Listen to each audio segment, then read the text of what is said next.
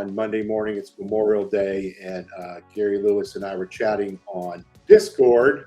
Don't mind him. He's waxing his mustache. I waxed it. We're good. You're done? That's all. It's early, bro. It's early. It's early. All that is required. Let's see if we get anyone watching here. We're at 0 right now. Hey, you know what? I'll go to Matt's Discord.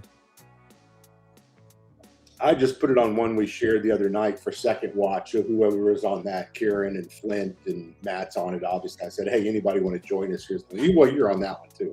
Yeah. Well, I got lucky because for whatever reason, so I have this weird sort of blended family, right? My oldest son is from my first marriage, and the two littles came later with Sabrina. So they have different grandparents, man. And it's Memorial Day, and we do like a lot of stuff together, and the grandparents actually know each other and everything's great. But sometimes things just get divvied up because sure, yeah, you know, the ex-wife doesn't want to be around fucking my people. You know what I mean? Yeah, it's hard. It requires a lot of compromise. Yeah. So anyway, we just got lucky, and he's with his mom, but he didn't leave until yesterday. And then the two littles left on Saturday with their grandpa to go camping in the RV. Oh, so I'm like, nobody's home. I fell asleep on the couch last night, woke up this morning. It's just me and the dog. Good for you, man. I know that never happens in your life. So that's good to have a little break like that. Beautiful. Beautiful. I stayed up late last night reading Beck Me red and blue books and screwing around with Owlbear Rodeo. Isn't that fun? It was great. You know, and I know y'all talked about this, or we all talked about it Friday night, but I'll just add to this. I was a little like Flint. I watched some guys playing solo a few years ago. I'm like, why would you do that? I'm like, Matt, why would that be fun?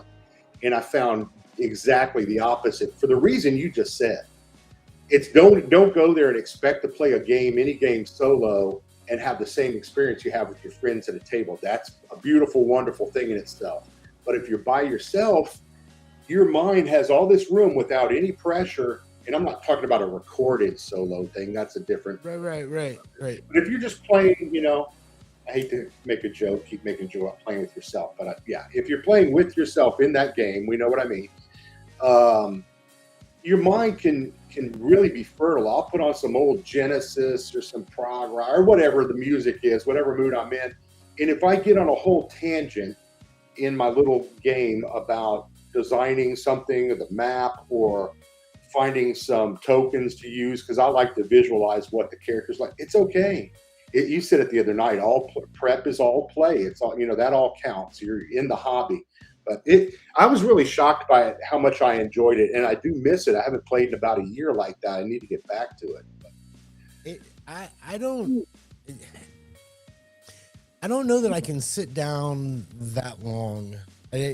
I'm pretty active. You could today, but you're wasting it on here with me. So yeah, well, it's early. I'm not gonna. It's early. It's almost 11, even in Austin. You know, Austin and Houston, pretty much same time zone. We are in the same time zone. Not pretty much. We are in the same time zone. Texas. And I know it's 11, but what did I tell you? The kids are gone. The wife is gone. I stayed up last night. I had an extra drink. And I stayed up doing stuff, you know. That's all good. Yeah, it was kind of great. So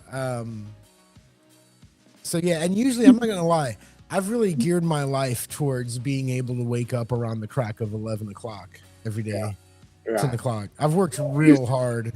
Yeah, being a professional musician kind of lends itself. Well, I think, you know, a lot of people, you know, some people want money, some people want fame.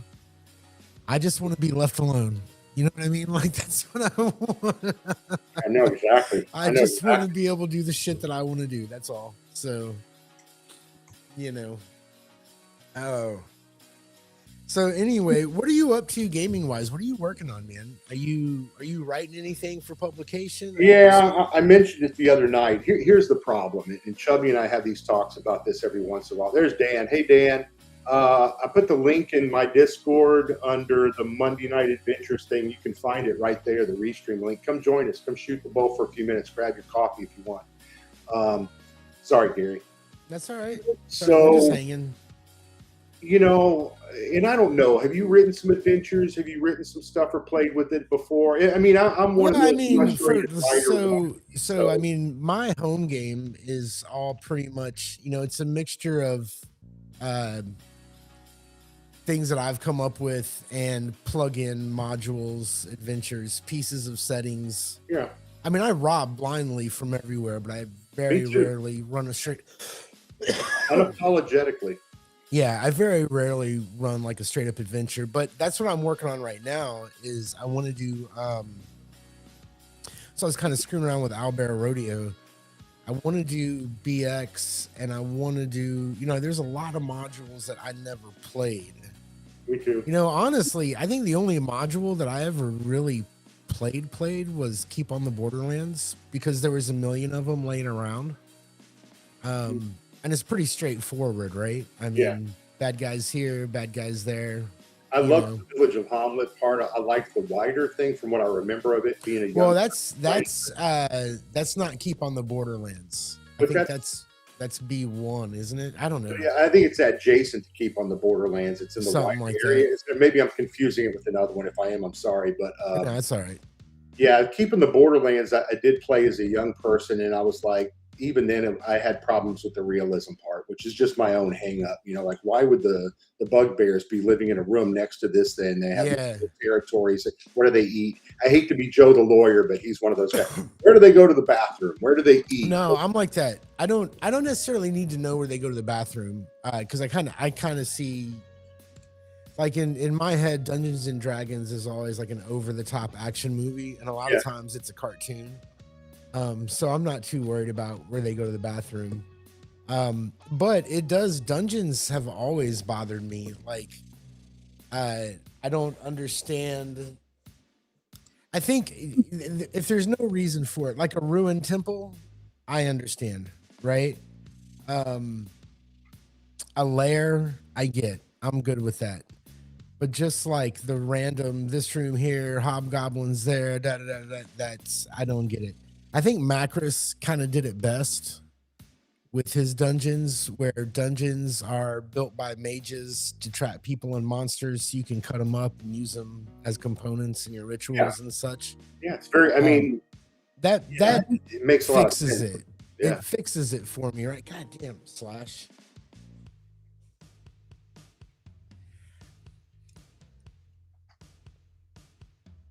I'm against declawing cats.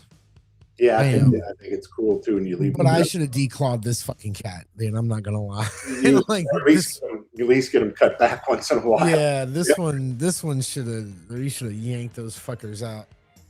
So, what are you working on? You didn't tell me. Oh, I'm sorry. So, yeah, I talked to Chubby about this, and it's anybody who writes, you know, it's a worthy discussion. I have 3 different zines, 2 that are about 50% done, and one, the one I'm working on, which is I took the idea from Macbeth, from that Professor DM did, that Dan did, and I took his idea, but I did it with Hamlet, because Hamlet's one I really enjoy. I like reading, I like watching the movies, all that stuff. So I built one on Hamlet, and it's very human-centric. It's built in, you know, around the castle. There's the town around it. It's in that Danish setting. I call the land Danismark instead of Denmark, but, you know, this is where we are, you know, the setting, and that's the appeal of it.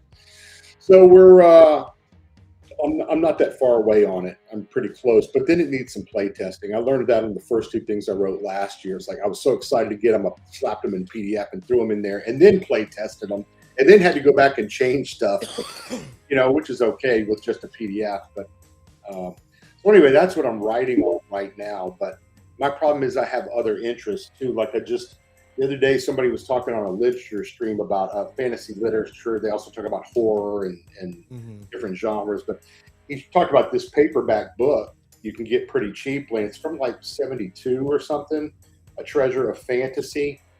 But it's short stories for the most part. But it was like $12 with shipping. It was under $20. So, you know, it's pretty pretty thick book. Lots of good reading, lots of good. So I like to read a lot and dig in, and I listen to that. Includes audiobooks. And as I'm listening to this, I got my phone out, and I'll jump on my phone into Google Keep, and I'll type in that idea, or a name that I heard, or something that spurs my imagination. I'll just make a note then, and I'll keep it on my phone for later. So, I do a lot with that, but I don't play golf anymore. I got rid of my drums because I wasn't playing them enough. So this has become I'll get another kid at some point. My wife and I don't own a home currently for the first time. Oh yeah, that's right. Y'all are in flex. You're Airbnb nomads, which feels great. In fact, we were talking this morning about getting rid of some more shit, so we don't have to. Maybe we won't need a North Carolina. We'll just pack it up. I'm never getting there. I'm never getting there. The kids are too young, and I'm too old. But that's okay. I hear you complain about that. And I know you're just kind of joking, complaining about it. Yeah. I just grouse. You traded one experience for a different experience. And I know you're going to treasure the experience you have, even if you're an older dad and you got mixed families. You're raising and steering all these young people, that you made, well, at least most of them, and putting them out there and getting their life started. So you're going to have a lifetime of memories in that. It isn't going to be doing something else, right? You can't do everything. I'm gonna be making memories on my deathbed, bro. I got an 8-year-old. You know what I'm saying? Like, I'm not gonna be an empty nester. That's something I was. It's kind of like a midlife crisis I was going through this year. Oh shit! What's up, Dan? Hey Gary. Hey Mike. Hey. So yeah. So yeah, last night, like I said, everybody was gone, and I started reading. Well, I was talking about this on the show. I haven't run a game. It's probably been about 6 or 7 months. I said something about 2026 was going to be the year of Gary the Player. And I have played, but it's obviously time for me to run something. Because what I find myself doing is going through all the different game systems and kind of flirting with it, you know what I mean? Until finally I get frustrated with everything, and a bunch of BX shit winds up on my desk, and I'm in my happy place. Yeah. You know what I mean? Yeah. And it's just like, well, you've heard me say it before, Gary. Is the reason I got into this? What we're doing right now is so I can meet people like you. Ultimately, to make good friends, but also to play, because I wanted to play. I got back into the hobby to play. Now that could be me being GM sometimes, but I also joke about being lazy, and this is great. Lots of guys wanted. Dan here is doing Hyperborea. I like being a win GM, for man. me. I get to play. So I like being GM. It's so much fun. Yeah. To me, it's all about playing. You got to be playing something. Hey, Michael Stingle, how are you? Good morning, bud. So what's up, Dan? What are you up to this Monday morning? This Memorial Day Monday morning, and you're not at work. At some point, I need to figure out what I'm going to grill later, as is tradition. Meat. But until then, I don't know, just kind of bumming around, enjoying the day off. So, right on. Wife's birthday was yesterday, but she's been sick all weekend, so we're going to try a do-over maybe next weekend. I hear you. So, but what about you? What are you doing today? I'm just getting ready for the kids to get back, probably sometime this evening. It's crazy, dude. I don't know. School here is dumb. They have off Monday. The last day of school is Thursday. Yeah. And it's just like, why fucking bother? You know what I mean? I almost want to call their grandpa and just tell them to keep the, keep the campsite, keep that campsite for the next week. Y'all just stay out there. Yeah. Like, what are they going to learn the last 3 days of school? Well, my older kids got finals, and the younger ones, are out doing whatever. But anyway, it's just stupid. Nobody cares about that. But what they do care about is Dungeons and Dragons. And I've put every male that lives in this house on notice that this is the summer of Dungeons and Dragons. Hell yeah. We've graduated from Shadow Dark. We're going to BX. Nice. I'm trying to figure out how to necessarily present it to them, because they are kids, and that whole theater of their mind shit is just going to lead to them smacking each other. So I got it. They are boys, man. My boy, they're like old model boys. You know what I mean? Rough and tumble. They're not like these new kids, man. That's good. Like those classical Greek wrestlers getting all filled up. So I got to figure out, am I using minis on a map? Because that seems like a lot of work. Am I going to maybe hook do like Owlbear Rodeo and hook it up to the TV. I don't know. I haven't figured it out yet, but So I need to figure some how old are your sons? 8, 10. They Okay. got a little friend that's going to come who's 10. The older boy's almost 16. I've been teaching my niece who's about to turn 8 in July, and I've been using Swords and Wizardry Continual Light. But I have these ChessX, like puzzle piece battle maps, and I just put them out and draw with markers, and she thinks it's great. And I got her a little mini to move around the dungeon and everything. She thinks it's fantastic. So I think having something tactile to touch is probably the way to go. It helps keep her focused, because the first time we tried doing it with nothing, and she was good for about 30 minutes, and then she wanted to go do something else. But once she had something tactile, and she'd move into a room, and then I'd draw more of the dungeon, she was in. She's hooked. Right. So do you? I'm curious. What are you playing? You said you're playing Shadow Dark. Are you playing Dungeons and Dragons? No, Swords and Wizardry Continual Swords Light. and Wizardry. Yeah. That's right. Yeah. So, do you find yourself? There's a couple things I've been thinking about. First off, rules. Like, I'm not gonna fudge the dice. I'm warning these kids that their characters can and will die, and they need to have one on standby at all times. I don't fudge. All right. Choices have consequences. Yeah.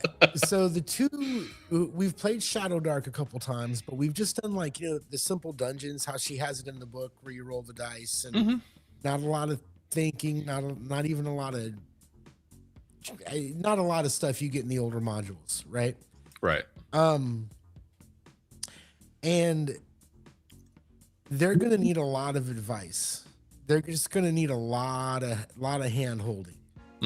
So I've come up, instead of me telling them, instead of dad being like, hey guys, what you want to do here, and telling them how to play, I've created 2 retainers. They come as a unit for the price of 1. 2 retainers. There's a torchbearer named Jay, who won't shut up.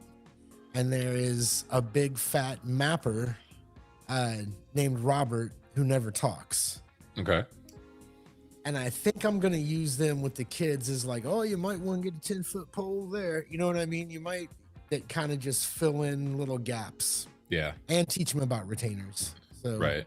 Anyway, I don't know. We'll see, man. Yeah, I've never played with little kids, but I would say just my 2 cents here, since I'm hosting this freaking thing. I get to say.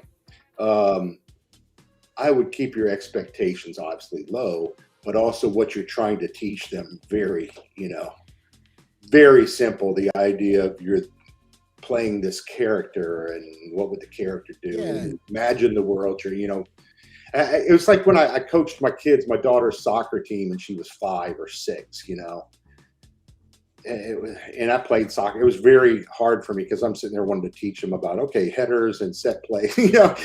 I was trying to rush it along from a too advanced a perspective for children of that age. So right. My hat's off to you guys playing with 8-year-olds, and I almost feel like you're like cult leaders, and you're trying to indoctrinate them at an early age to get them. There's a little bit of that. A good cult that we enjoy. Yeah, there's a little bit of that for sure. Hey, we just got a message from someone. There's Matthew. Hey, Matthew, enjoyed playing with you. What was that, Saturday night, Friday night? Now I'm lost. We played the other night. Flint threw a game together. We played with Tim Shorts and Matthew Sherman, and Flint ran it for us. Roll 20, just Shadow Dark. But it was Matt's game, Lord Mattias's game, the Return of the White Wizard or whatever. I'd never played. Very cool. Yeah, we played for 4 hours. I got that. It just showed up like 2 days ago. Oh yeah, that's his new one. Yeah.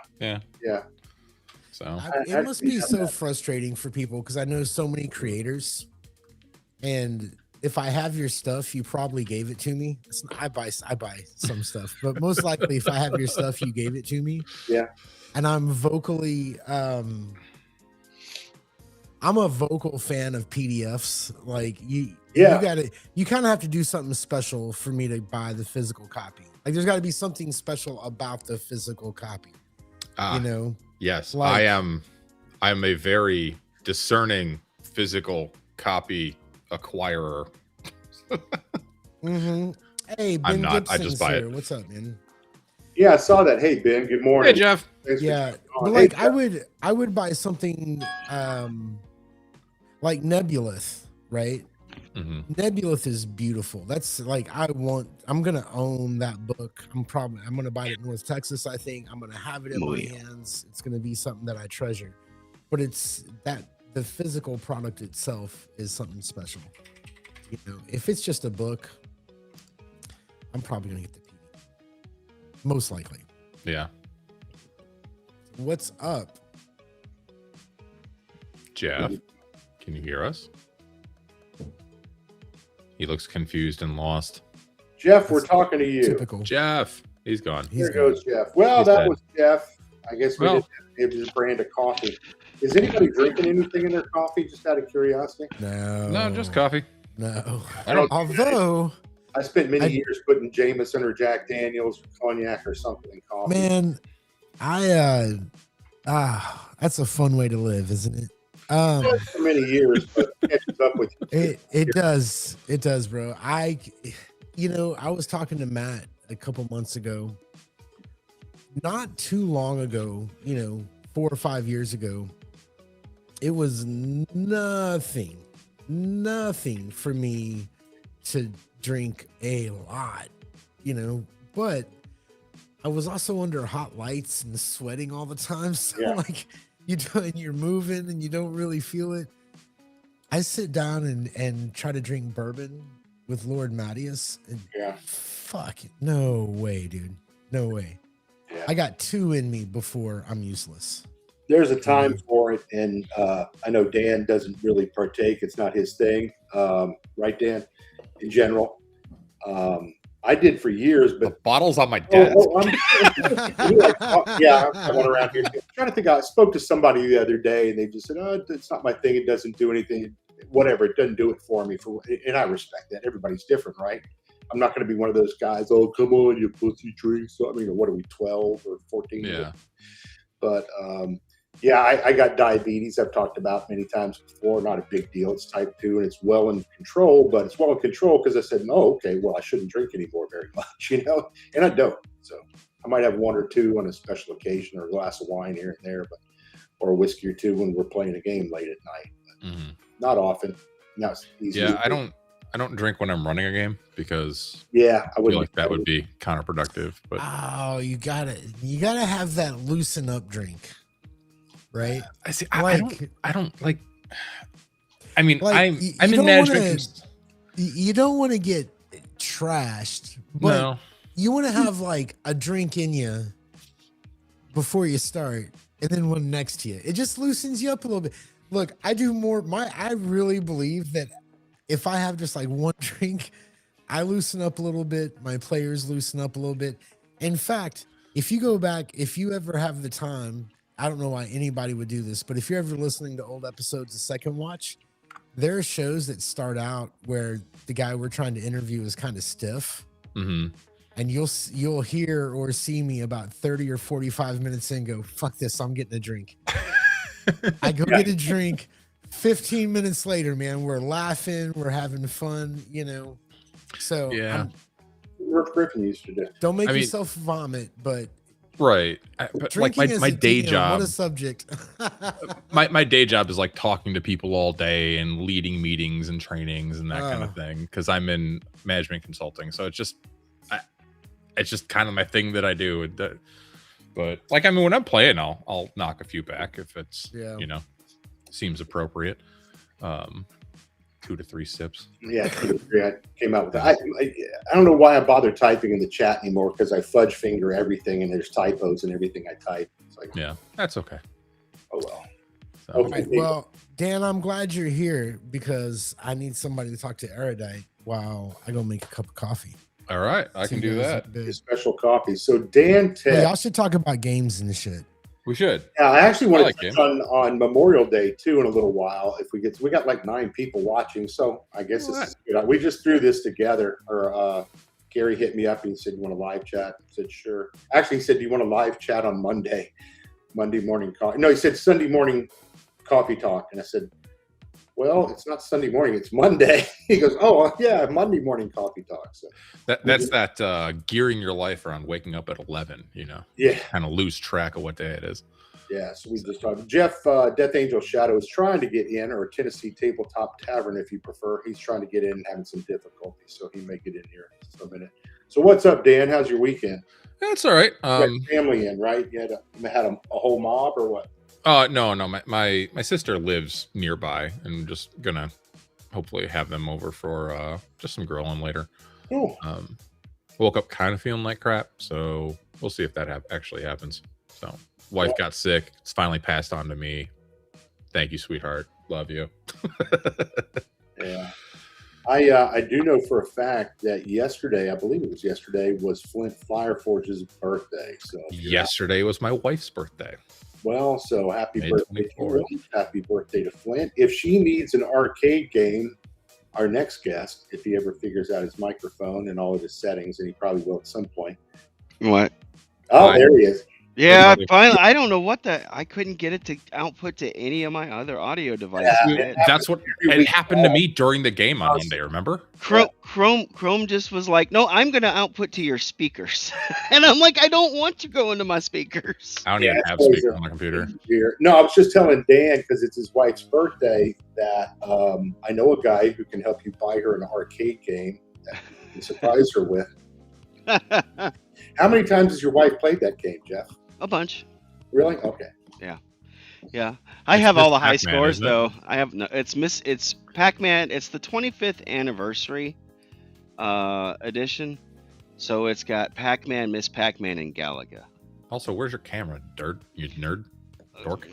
He hasn't shaved this morning. He hadn't brushed his teeth. Yeah, I don't think Jeff has shaved in like a year. He combed his hair, so he's being a fancy boy. He didn't want to get on camera like that. I'll be on camera in a minute. I'm Don't Smoking. threaten us. I was out testing. Well, because I'm going to be gone for like 2 weeks, basically. I wanted to make sure I got my automated sprinkling thing going for the raised bed, and Yes, very important, so you can enjoy the con.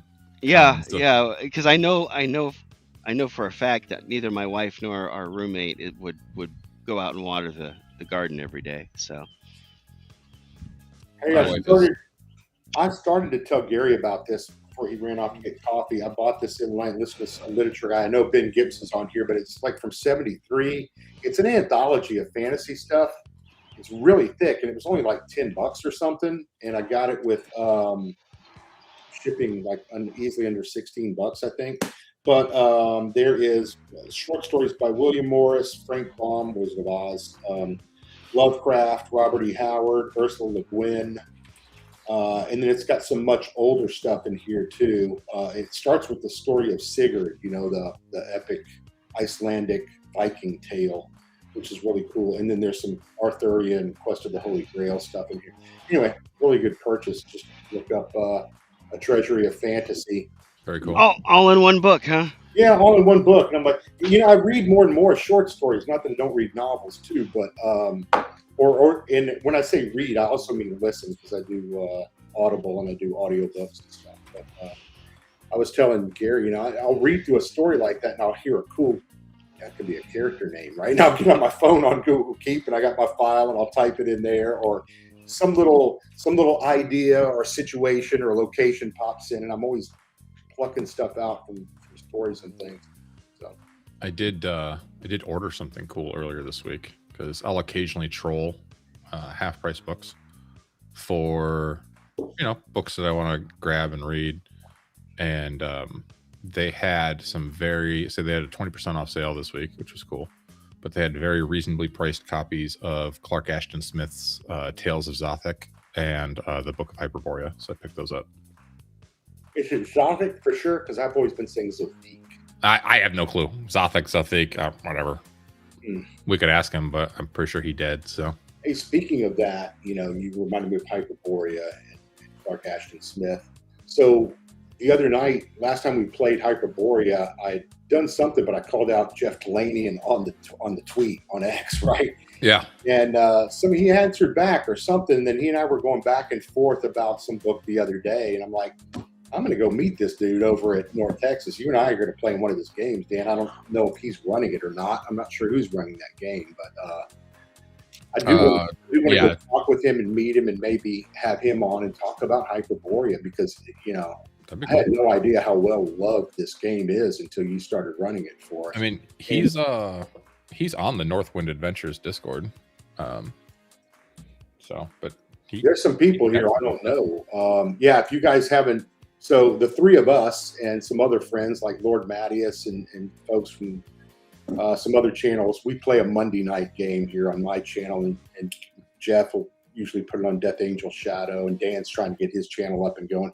Anyway, we're playing Hyperborea right now, ttrpg of Zambala.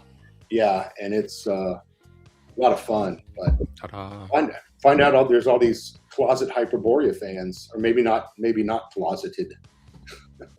I find Hyperborea fans to be pretty vocal about their love for that game. Yeah, maybe it's just it wasn't, how the algorithm works, right? If I wasn't swimming in those waters before, I wasn't seeing all that. Now I am, and now it's like, yeah. How do you guys? Do you ever find Hyperborea slightly overwhelming when you look at it? Like, there's so many character classes. There's no. I don't know. I played 2 sessions and I've never ever found it overwhelming. Yeah. Hey, the fact that I'm still alive, I'm just happy about. I'm proud of you. Sometimes I open it up and it's just like so fun to look at, and the art is so good. It's just the art is sick. That is on my list of need to acquire. That is something I should own physically. The only thing is I don't know that I would play it. Like, I get more use out of the Atlas. I would run a BX campaign using the Atlas. Yeah, you could. And the monsters and stuff. Oh yeah, all that stuff is so interchangeable. Yeah, I'm using Hyperborea as a system in one of my games that's not in Hyperborea, and it works fine, obviously. Mm-hmm. I've let people play Hyperborea classes in like OSE. Works fine. Yep. So really the only thing I do is make sure everybody's like basically using the same hit dice. That's it. So like if a fighter's a D8, then make the fighter equivalent a D8 or whatever, and bring it in. Otherwise, it works fine. So I agree. Well, it's and that's the beautiful thing. It's something that I'm really kind of just starting to appreciate. I've never considered myself like I'm an OSR guy. I just, because I like other games as well. I'm not gonna fly a flag for a particular style of, you know what I mean? It's just silly to me. Yeah. However, I was telling you guys earlier, when I'm, searching for things to do, my happy place, it does seem to be BX. And there's just so much when you're looking for anything, you want to buy everything because you can use it. I need to get the Crawford stuff because I can put this in my game. I can do that, just whatever it is. There's just so much out there. I just bought the expert rules in a PDF, Gary, and I went to FedEx or wherever, and I printed them out in black and white and got them spiral bound. And I was like, because I really wanted the wilderness travel exploration rules in the expert set. But I'll probably get the base. I'll probably get both of the original books at a con or something if I can find them. I know they're a little pricey, I'm sure, if they're in good condition. I think I was looking on Noble Knight the other day, and I think I found them. They were like fair quality, which is probably the best you're going to get these days. Like fair trade or? So they grade their stuff kind of like comic books, right? So there's like mint, good, very good, fine, on down the line. So you can get like an okay copy. I want to say I found like $50 for basic, $50 for expert. I'm really, what's funny, before all this got expensive, when me, Matt, and Brian were doing our first podcast, back before really Matt was even in the OSR, I was in this phase where I didn't want to touch a D20. And I get this package in the mail during COVID, and it's the shape of an album. I'm like, oh, new vinyl. And it was from Brian. I was like, oh, Brian, this is great, man. I thought he sent me vinyl. I open it up, and inside this record, this vinyl cover, he sent me original. And honestly, as much shit as I give Brian, thanks, Brian. Like, it kind of turned things around. It was like, you know what? Let's give this BX thing another look, and it's been great. So Hey, Dean Bloodworth is here as well. Richard, thanks for stopping by and joining us. If you want, I can send you a link on Discord if you want to jump in here. And we have no plan. We just Gary and I were chatting and on Discord, and it's like, "What do you want to jump on tonight?" Because our Monday night game is put off tonight. Where some of us are playing Hyperborea together, and we put it off for the holiday. So I'm like, "Well, let's get on and do something for an hour." He said, "You want to do it now instead?" Okay. Hey, Ben, I just read your comment. I would agree with you. It would seem light compared to that. And I wish I could find myself an old 70s Chevy, anything. Leave it to me to not pay attention. And, I got so many other things I've been working on. Because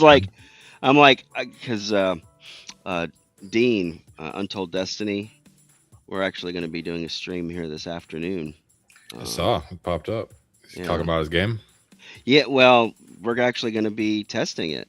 Oh, cool. We're going to do testing it, yeah. So, because I was like, I can't do it at 8:00 because I got my stream, and then Dan's like, we don't have a stream tonight, And I'm like, oh. It was funny. I think James watched Bad News Bards this morning when he woke up. Because he's commenting all over my channel. because he was like, timestamps. He pings me and he's like, Dan, I'm going to talk about OSE today. You want to come on? And I was like, sure. What the hell? If my family's gone, yeah.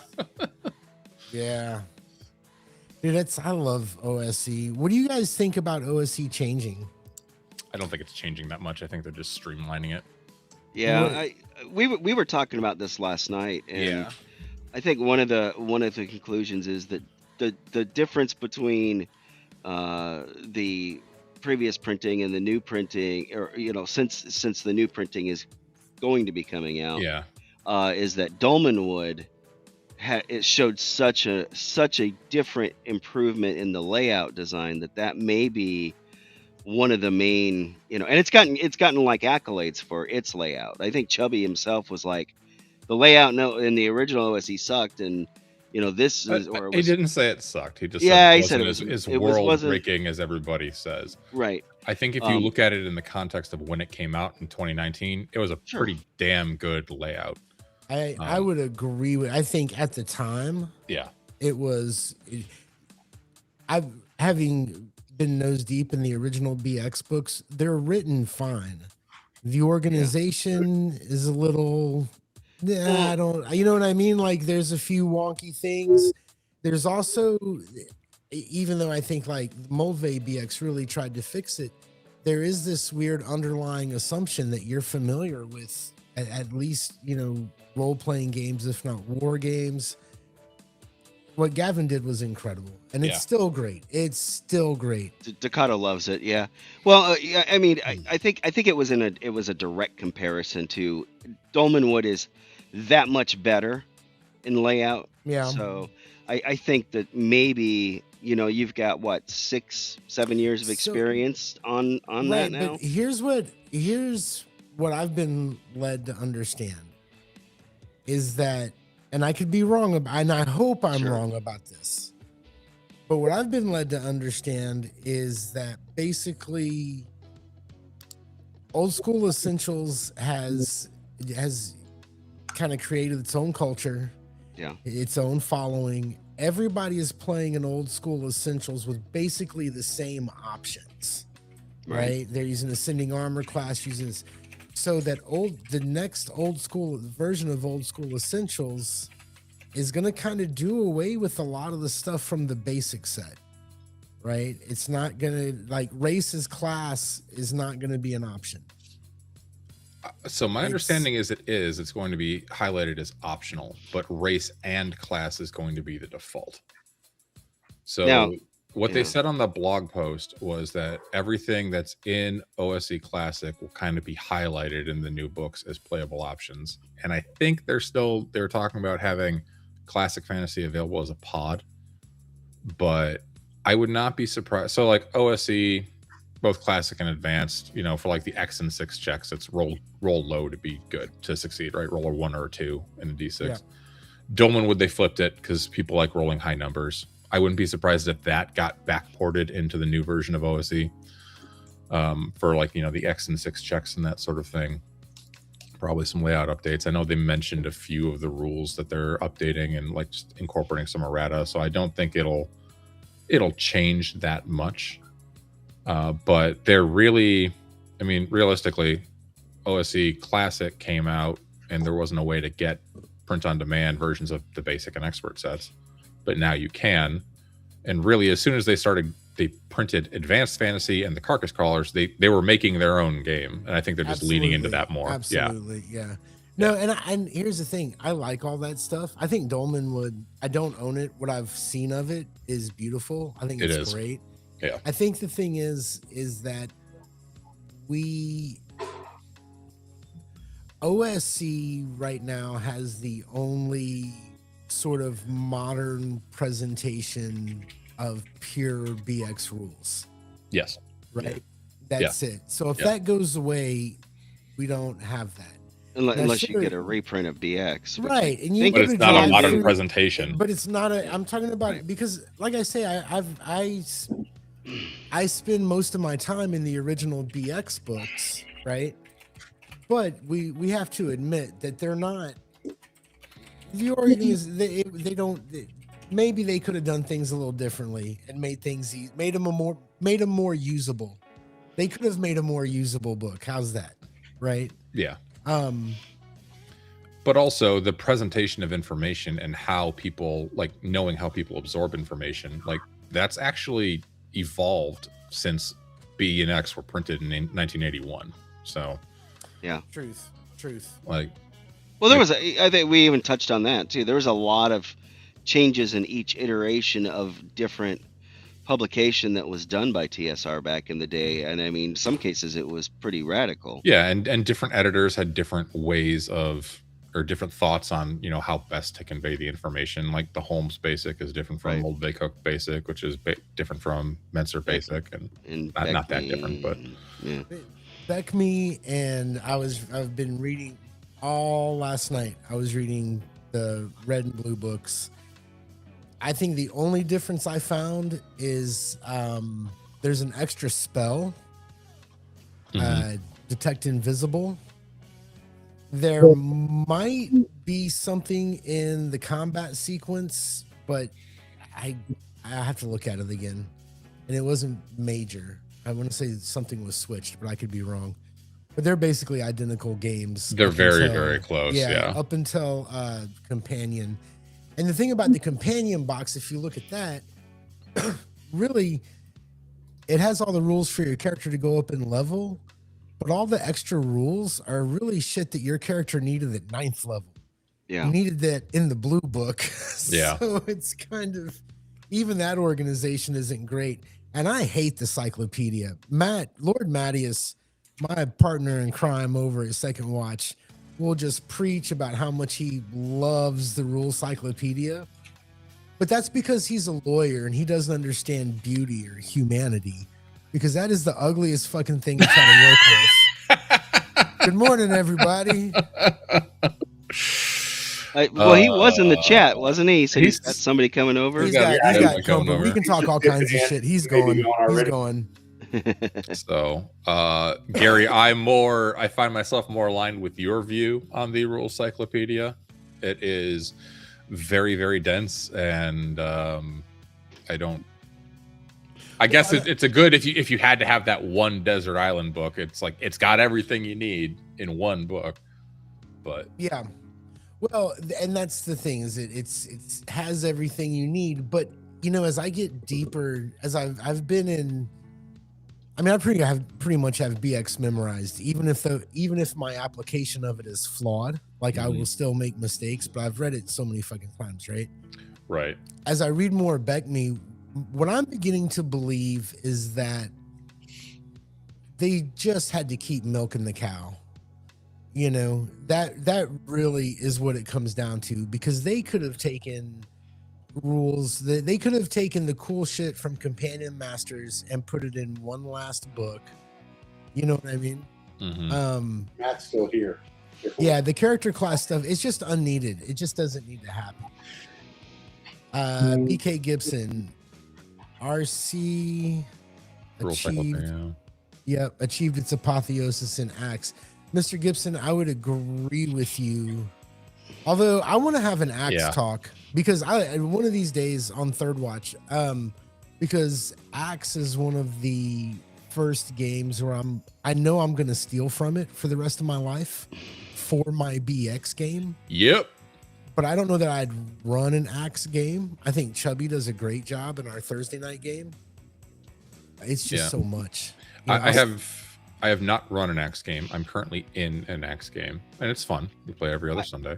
I'm not sure I'd want to run one. I think I'd love to play it. I think to get the most out of Axe, you definitely have to want to engage with the first you're an adventurer, then you're a conqueror, then you're a king. Like, if you don't want to get into that high level domain play, you're not going to get the most out of Axe.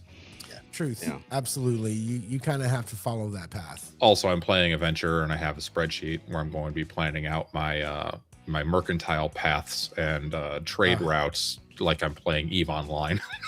My first Axe character was a venture. Pururama. Pura was too brave. Yeah. Pura got beamed and lost a few intelligence and charisma points and was sent back to his and to eat pudding. But before he left, he stole Tog's kitty, which matters so much less now because my second character caused a TPK last week and Tog is dead too. So, you know, shit happens, whatever, man. Fuck that kitty. That's funny. What are you running, Shadow? Death Angel Shadow? What are you running these days? What's your game? Well, right now I'm just playing in Hyperborea that Dan is trying to kill us all in. I had fun running Shadow Dark. I would do that again in a heartbeat. Uh-oh. Fucking cat won't leave me alone, man. The cat. Very rarely, spray but every bottle. once in a while. Sorry, go ahead. No, I'm dying to run some Castles and Crusades. I love those guys. I want to do something in Aired. They've got. Is it Aired or is it Airday? It's Erudite. It's Erudite. The word is erudite. Yeah. Erudite. Just like the astrologer's tower, where all the erudite folk. Yeah, I've always heard it called Aired, but I mean Aired Day. I've heard it both ways. So I guess I should ask Steven that. I may have asked him before, and it just kind of,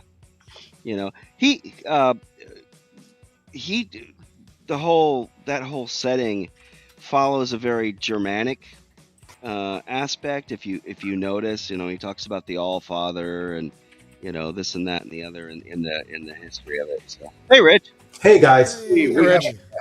So C&C is something I'm dying to run.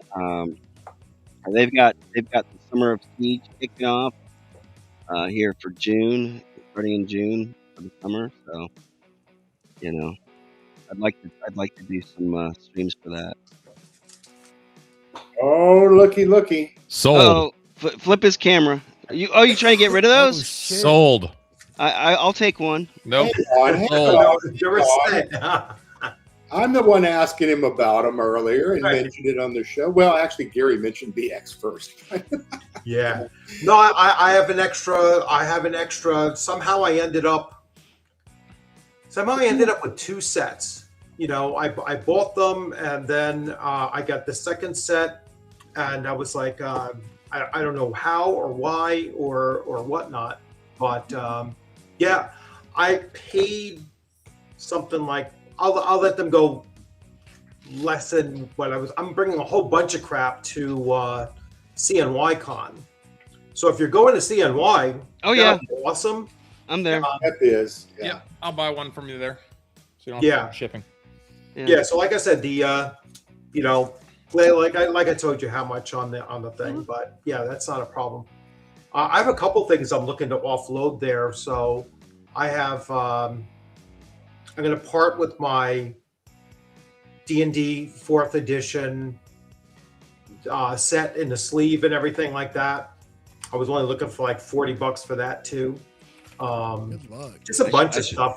I should get rid of my 4th edition stuff. I actually have the core books and maybe 1 or 2 other things, but that's as far as I got with 4E. I ran a game or session, and we were like, yeah, this is not for us. This is just, if I want to play WoW, I'll go play WoW. I had an account for myself, an account for my wife.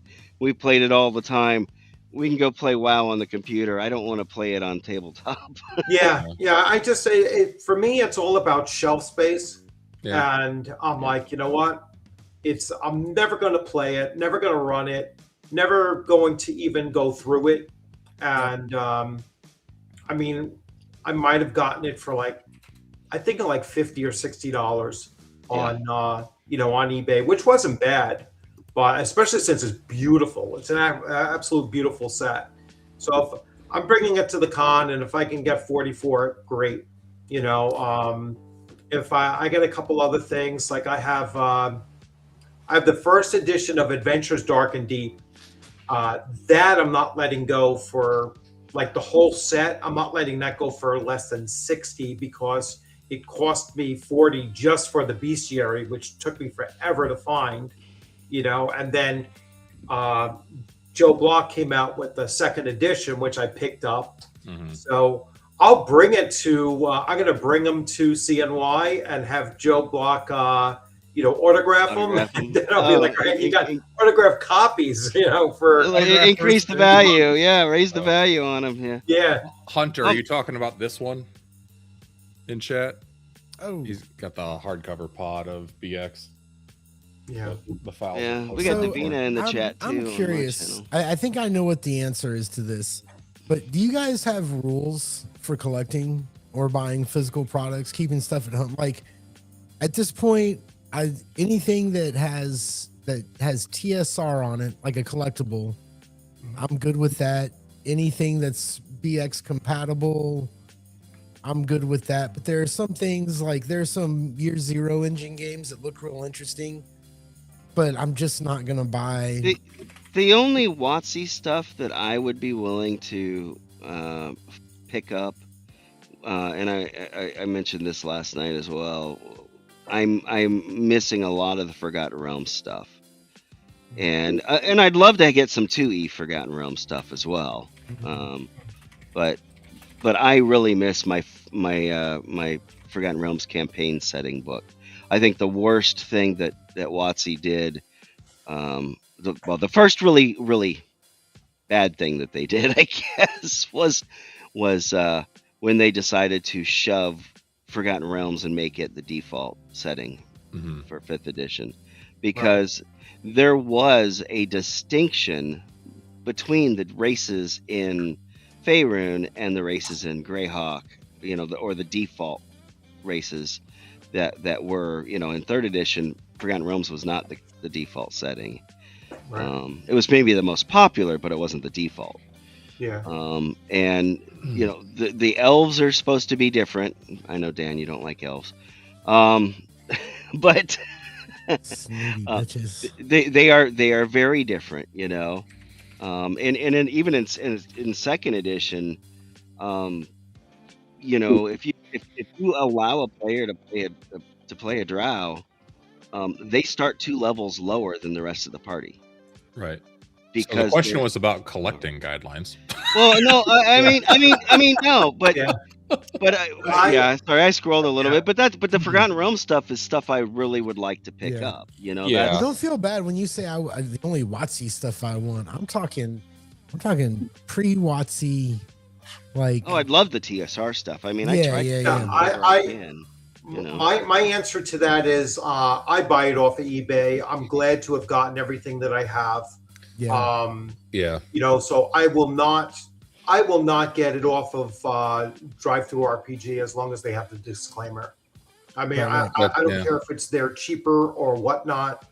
For me, the disclaimer is worth an extra $10 to buy it off of eBay.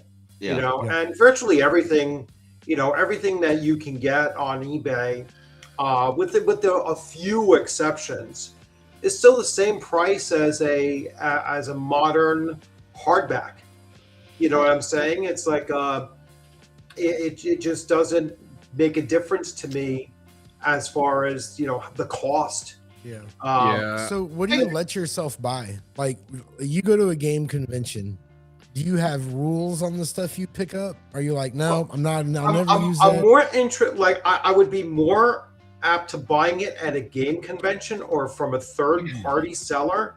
That way, the money is not going to WotC. Yeah. You know what I'm saying? That's a totally different thing. I'll buy it secondhand. I mean, that's like all of the stuff that I have, or virtually everything that I have, is all bought off of, the secondhand market. Yeah. You've had a lot of success with eBay? Yes. Yeah. I do a lot of eBay acquisitions. I've had quite a bit of success. I've had good success with Amazon. The DMG that I bought from Amazon, I paid like $50 for it. First edition, obviously, $50 for it, and it came with the wrong cover. It came with the original cover, and it was kind of. It looked like it had some water damage to it, but I mean, it wasn't horrible.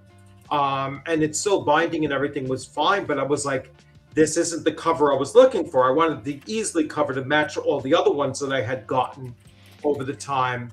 And they said, oh, that's not a problem. And they just sent me, they sent me they sent me my money back and said, you can keep it. So wow. I got my first edition for free, and then I was like, all right, the book is fully functional. It just looks like crap, but pages and everything are solid in it, and I'm still using it to today, so it's not a problem. So I have pretty good luck on eBay looking for. So first of all, high level, Noble Knight has destroyed the aftermarket pricing, the secondary market pricing on everything, because most of their prices are insane, and that translates to eBay, unfortunately. However, I've had a lot of luck on eBay finding auctions that have been up there for a very long time that say or best offer, and just lowballing the shit out of them. Yeah, and you'd be surprised what people will accept. And to that point, one thing I just got after I learned about it thanks to Matt is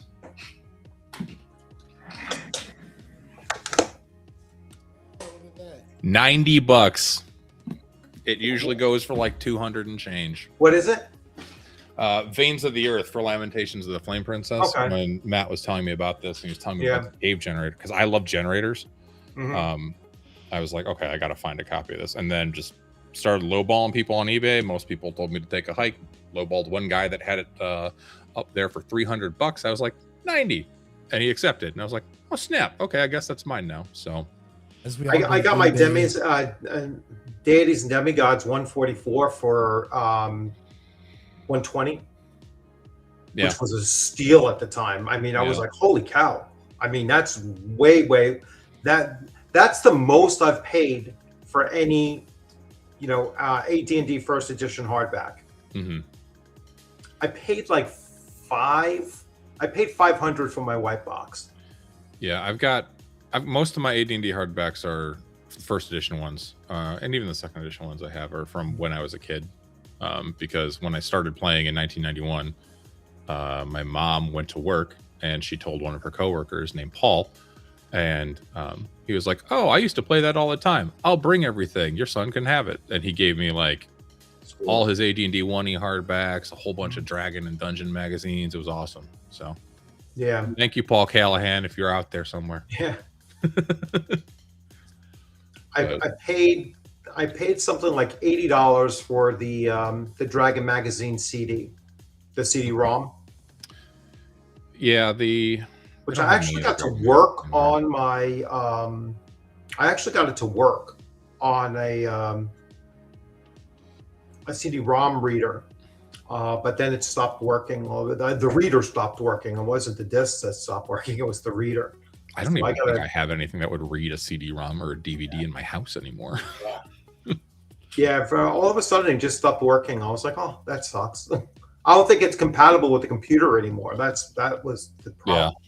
Got to find an old like Windows 95 computer and install it on. Oh, well, you can do it in a virtual machine. Yeah, I know. Oh, we're nerds, so we'll spare Mike. This is his show. Yeah, usually if I host the show, Rich, on Monday night, we'll get done. We'll go off live. We're talking back behind this. Before everybody says goodnight, these two will start talking about programming and stuff. I'm like, well, once I found out I could leave the stream as the host and they could keep talking, it wouldn't shut them out. I'm like, I had that happen one time where I ended up leaving the stream and they kept on going and it was still streaming on my channel. And they were like, wow, you did your first like 7-hour plus stream. I was like, no, we didn't. I was like, there's no way. So we did the 25th episode of the Bad News Bards, and we went 5 hours and 11 minutes, I think.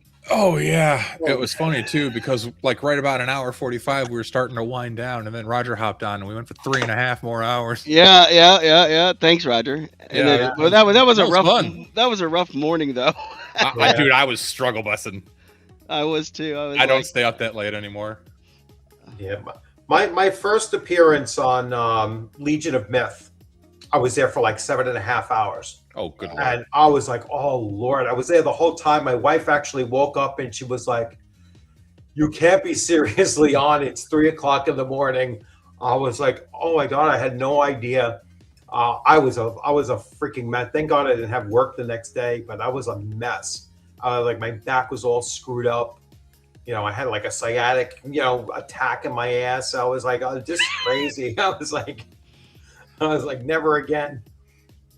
Oh man, I want this table. I just arrived. Tell me something. Hey, Chubby. Greg's here. Good morning. Awesome. Chubby, we were talking about you. We were? Well, I did. I mentioned. Oh yeah, you mentioned his layout comment. Yeah. Talking about Harry and I were talking Domanwood. about him early because we were talking about writing stuff. He asked me what I'm writing. I said, Chubby and I had this conversation multiple times about, your writing stuff. And then you have a half dozen different works that are in a state of flux, right? That, well, I'm close on this one. Let me get back to that one. And now he does obviously a pretty damn good job of staying focused on target with one thing for a long time. So he gets it to the finish line. Stephen Kennedy did, when I mentioned in passing, Desert Island books, like you only get one. Do you guys have one? One book. It can't be like a set of 3, just one book. Ooh, I want this. It's What do okay you- that it's dirty. What do you buy? So I'm perusing Facebook Marketplace. Oh, geez. Well, I know you're Mr. Anti-Facebook, but Okay. I'm looking for I've been looking for a table that I can display maps on and do some videos with the maps. So I'm basically, it's come down that I'm looking for like a drafting table. Something that can change the angle on. And that stuff all over the place, I think. That's what? I'm sure you can find that stuff all over the place pretty easily, right? Well, yeah. I'm not going to pay new. I could order one from Staples or something like that and pay a ridiculous amount. But I found 2 of them, and one guy wants $80 and this one wants $60 for the same table. The only difference is it's got paint on it. And I'm like, I can clean up the paint or not even worry about it. Yeah. Hey, hang on. Ducato, it's this one. Yeah, hang on a second. The chat, Kyle Dinebreed says, totally looking forward to Dan's Hyperborea 3E game tonight. Sorry, Kyle. Yeah, we're not Next going to week. play tonight because the Memorial Day thing, Kyle. So we'll pick that up next on June 1st, next Monday night. It's Matt's fault, isn't it? It's also mine. I'm having my sister and her family come over, and the Midwest goodbye is real. Take the day. Hey, while we're talking about that, one thing I stumbled across in a podcast yesterday with Malcolm Geit, if you know who Malcolm is. As it is Memorial Day, and I see Richard's a veteran there. Thanks for the service, Richard, for your service. Thank you. Yeah. On Memorial Day, this is a G.K. Chesterton quote, and you've probably heard it before, but it's a good one. And he said that the true soldier fights not because he hates what is in front of him, but because he loves what is behind him. How do I function without my cheekies? I want my keyboard back. Damn it. And he was, Chesterton was part of that generation that went off and lost all his friends in the First World War at the Somme and other places like that. And Tolkien and Lewis and others But it really hit home, for a lot of us who have military families, or why these people do what they do, and it's not because they hate the bugaboo in front of them. It's because they're trying to protect or hang on to something. There's a couple of other great. I'm a military history guy, and John Keegan's book, The Face of Battle, is a classic. If you read about why men fight, how they fight in combat, and why it's generally for the people left and right of them in their squad, that they know better sometimes in their own family. It's not always for the flag or the colors. Not that they're not fighting for their country or anything, but it's a different ball game. So if you're out and about today and you see one of those vets, I don't always do it, but today's a good day to go tell that vet thanks. And agreed. Yeah, my father did not tell me about his wartime experience really until I enlisted in 1990. And then, I knew he had a tough time, I just didn't know exactly all of the story behind it. So he was 19 years old, 1944, D-Day invasion, cut all the way across until he made it all the way to Berlin, and wasn't shot himself until probably about 3 days after Berlin had fallen, and he was reconnecting telephone lines, and some drunk German came out of the house and shot him off the telephone pole.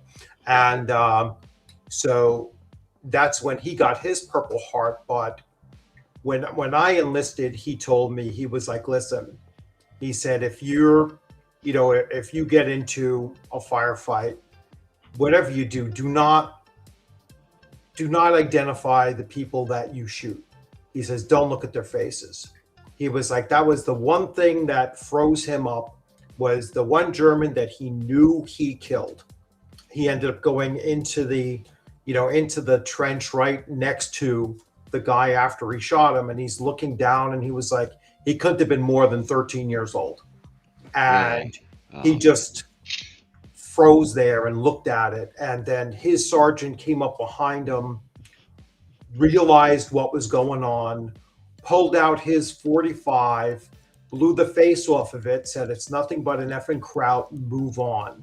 And my father moved on, and he said, but he carried that face, for, the rest of his time, and he was just like, my father left with gray hair at 19 years old, and about five of his team members killed in one fight. And he was like, just don't see faces. Don't, just try to separate yourself from it. I was very, very fortunate that, my thing was over and done with inside 6 weeks. By the time I got there, it was like done. I didn't get there until late January, and we were out by May. And my unit, like my time in there, was only 6 weeks. So I did not see any action directly whatsoever. So I count myself lucky in that, but it's just others did not have the same experience, and I give all the credit to them, and and especially those that have passed.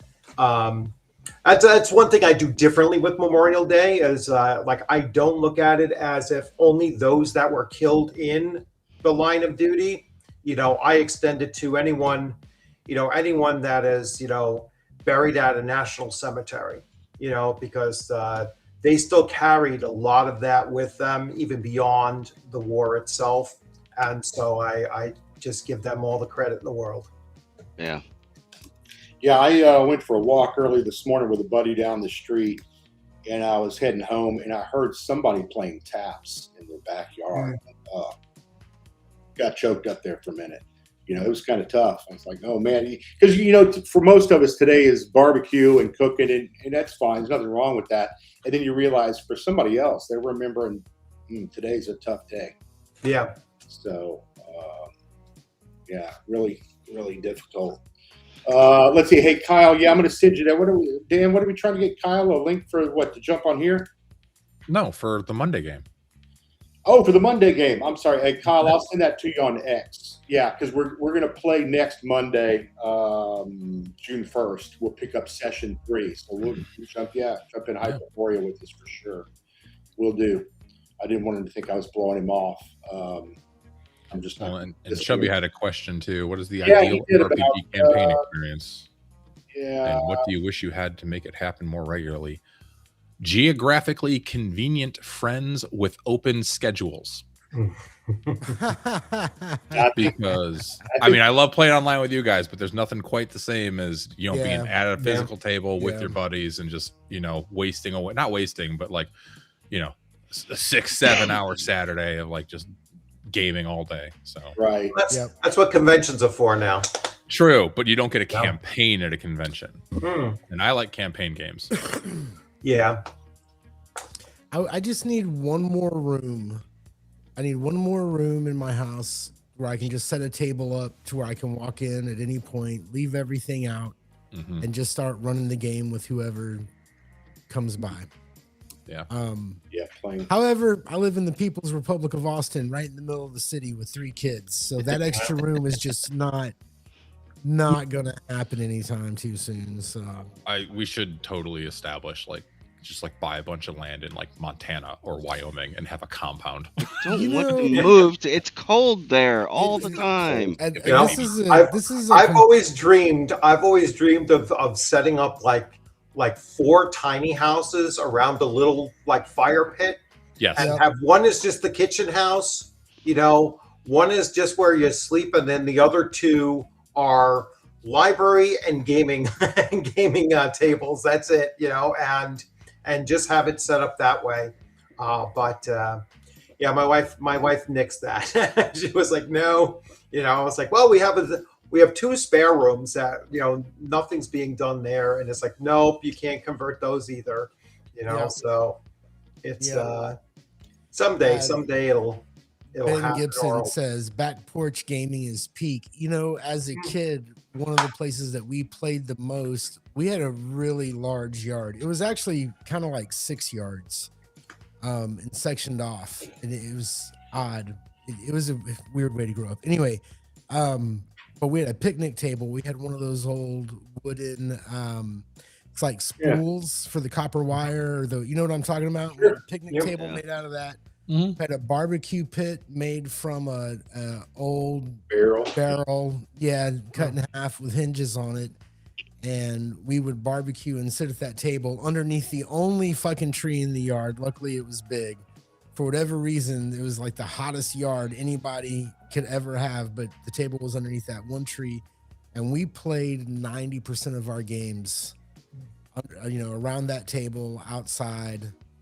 It was nice. I liked it. That was good memories. Thanks, Ben. I hadn't thought about that in years, man. Thanks. Had rocks to weigh everything down with, for the wind. My hope is that as an adult, I can eventually recreate when we were growing up in grade school and as teenagers, where we had campaigns that lasted 7, 8, 9 years, right? So that hopefully, was kind of what I hoped would happen. When I started playing online, I talk about it. I talk about a school bus D&D, right, where the game was always kind of on. You'd pass people in the halls. You'd say, hey, what are we going to do this? You get off the bus. Who can go to Gary's house and play right now? And you would just get a game started up, at any moment. And I really kind of wish the internet provided for that sort of thing, but everybody's got a schedule. Everybody's got a life. Yeah. My hope is that I can indoctrinate my daughter into the hobby, and then whatever friends she makes, I will indoctrinate them, and then I'll be able to run a multi-year-long campaign once more. You have a plan. I tried doing that. My kids both my daughters were huge Stranger Things fans, and I went and I got the Stranger Things box set, and I was like, look, we can play this together. They were like, no. They were like, we don't care about D&D. We just watch it for the boys, And then I was like, oh, okay. And then I opened up that, looked through that box set and everything. What a trash adventure that is in there. I mean, it is unplayable. Which You the can't first one or the new one? The first one. Yeah. The first one is unplayable. I was like, what the? I don't know how that thing came together, but I was like, it's not even a teenager could have done a better job writing that thing. Just doesn't make any sense whatsoever. Yeah. But yeah, they had no interest in it whatsoever. So good. I got this the other Which one? day. Hole in the Oak. Hole in the Oak. I just got it because I just want to shore up my OSE collection. I really like, I haven't bought anything I don't like from them, but I don't buy a lot of adventures because I typically just steal a map and make my own stuff. A Hole in the Oak makes me want to buy more adventures. Like if they were all laid out like that and raise it up a little bit. What is that, bro? That's the That's what he's Stranger talking Things box about. set. Yeah. Yeah, have fun with that. Yeah. But Have you opened it? Yeah. Yeah. It's open. Yeah. yeah, but The- anyway, that adventure is great, and everybody should check it out. Yeah, Chubby's on here giving Gary hell about I won't let him run the Axe 2 game, weekly. So I just joined this game last week and was dead by the end of the session. It didn't take long. Oh, it's a great system, whatever I saw. But I'm glad that you as well could be the FNG in a Chubby Funster game and then eat that's shit. not the first time. That's probably about the third time this year. Chubby, Maybe here's more. the thing, man. Here's the thing. We talked about going weekly with the game, and everybody's got other shit going on, right? And what do you guys run? What, Monday nights? Well, they've got a Monday night. We've got a every other Thursday night game going. There's about 10 or 11 of us in the server, and about 4 of us show up. Yeah, well, Thursday night is like a freaking nightmare for me. I cannot get a Thursday night game to last, a campaign to last more than a couple of weeks. And that's my night. That is my night to game right now. I've got the show Friday. I can game on Thursday. I might be able to pull the occasional Tuesday off, but who's going to play games on a Tuesday? Nothing good happens on Tuesdays. We all know this. Yeah, that's my solid night. Tuesday is for 4 years, I had the same, anywhere from 6 to 8 players showing up every single Tuesday. Yeah, and Chubby, it's not just that there are people who have other games. It's that because that's my only night to game, like I want to run a game. Right. So if we're every Thursday night on Axe 2, when do I get to run my game? Monday mornings. No, I will tell you this. It won't work during the summertime because I'm going to be home with the boys all summer. But during the school year, after we get through like that first month where everybody's got to get sick and all that other kind of shit. I was warning Dan about that. I'm like, yeah, you're gonna go through those years. From Dude, like daycare plagues. They're real. Oh yeah, they are. And until once school starts until like Halloween, you could be down at any moment. Just forget about it. But once we get past the flu phase or the shitty going back to school sick phase, I call it new school year flu. It's bullshit. But I could run a daytime game. Like I could run a pretty regular game during the day, but I don't know enough people. All you working folk, man. I'm retired. I'm looking for a game to play. We should figure something out because I do have this summer. I had too many kids. There's no way I could do it. Yeah. And I want to spend the summer at the pool drinking and barbecuing this year. If you ever want to run something every Tuesday morning, I'm actually available most mornings. The only day I'm not available in the morning is on Monday, but most mornings because I don't leave for work. I don't leave for work until 1 o'clock in the afternoon. Yeah. Eastern time. I'm Eastern time, and everybody's Eastern time now. Yeah. Yeah. Sorry, Gary. Well, when school starts back up, we'll look into it after that, and we'll try to make some. That might be fun to do something during the day. I think. That's when I have most. That's of my funny. An early morning game would work great because my company is based in Portland, Oregon. So like the early morning hours, there it's I I could do it being a 2-hour game and it's still 6 a.m. there or 7 a.m. That there. would They're be not done yet. hilarious. Wake up, take the I- kids to school, Yeah, come lock in and play some Dungeons and that'd be Dragons awesome, to start man. the game. Bro, Yeah. that might be. I've been trying to think of ideas for the Second Watch Patreon page. Yeah. What if we had like a weekday morning, like, hey, if you're a patron, and you're available from 9 o'clock to to 11. 11. Yeah. Yeah, Bring it. that's Do it. ideal for me. Holy cow, 9 to Oh 11 my would be God. perfect. Yeah, as long as it was wrapped up by 11, Yeah. Yeah. Yep. because I start working at 11, Well, work 11 to 8. we're talking about 9 to 11 central, but I could do. And it maybe. is central. You know what? I could do 8 to 10. I could do 8 to 10. Like that would Yeah. that'd be like having a job, but that's why I do it on Patreon. If I Two gotta hours- wake up before double digits, somebody better be giving me money. That's all I gotta say. Yeah, I have worked too hard to create this life around me to wake up that early for free. that's why my ideal schedule is 11 to 8. I usually wake up about 10:45, take my medicine, get my refill, and head downstairs and ready to go by Breakfast with 11. broadswords. I love it. Yeah. That's a Yeah. interesting idea. Well, I'm learning to use Owlbear Rodeo now as we speak. I'm typically a very anti-VTT guy, but I'm beginning to think that's because I'm older and I'm getting cranky, and I really don't want to become a grumpy old man. Too late. Too late. Is Yeah. it too late? I wanted to grow up and be a dirty old man. Hey, I wanted to be a grumpy old man. I've been a grumpy old man since I hit 40, and now I'm in my 50s. So I've been thinking about using Restream for running my games. And you can share the screen that, and not using, not doing the mapping and all that stuff. Have my players, if you want to map, you're going to map on a piece of graph paper on your end.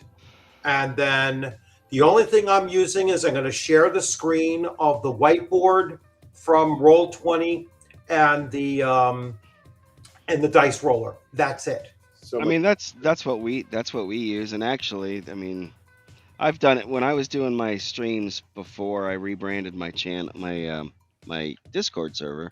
Mm-hmm. We did everything on Discord, and in person, because we had, when I was back in Florida, we were all meeting out in Palm Bay. So it was a once a month thing, but we would drive out there, and it was a whole long day thing. But eventually what happened is my buddy moved up to Knoxville, but wanted to still play. So then we're like, okay, well, we set up Discord, and then I would stream it to Discord for him, and then I'd also stream it out, stream the games out. And then I wound up moving up here, and then the rest of them were still back in Florida. So it was kind of like half and half, but it was all in person. Yeah, but some of us. I didn't know that Discord had a whiteboard. Yeah, I'm pretty sure I know it's got dice rollers. I know it has dice rollers. It's a bot. Yeah, it's a dice rolling bot. Yeah, there's a bot. I use there's that. There's probably a lot of them. I didn't know that Discord has a whiteboard. I think it does. I'll have to. Yeah, no, somebody mentioned it. They said use Discord whiteboard. I'll have to look it I up. think that's what Lord I guess it's Mateus an uses. extension.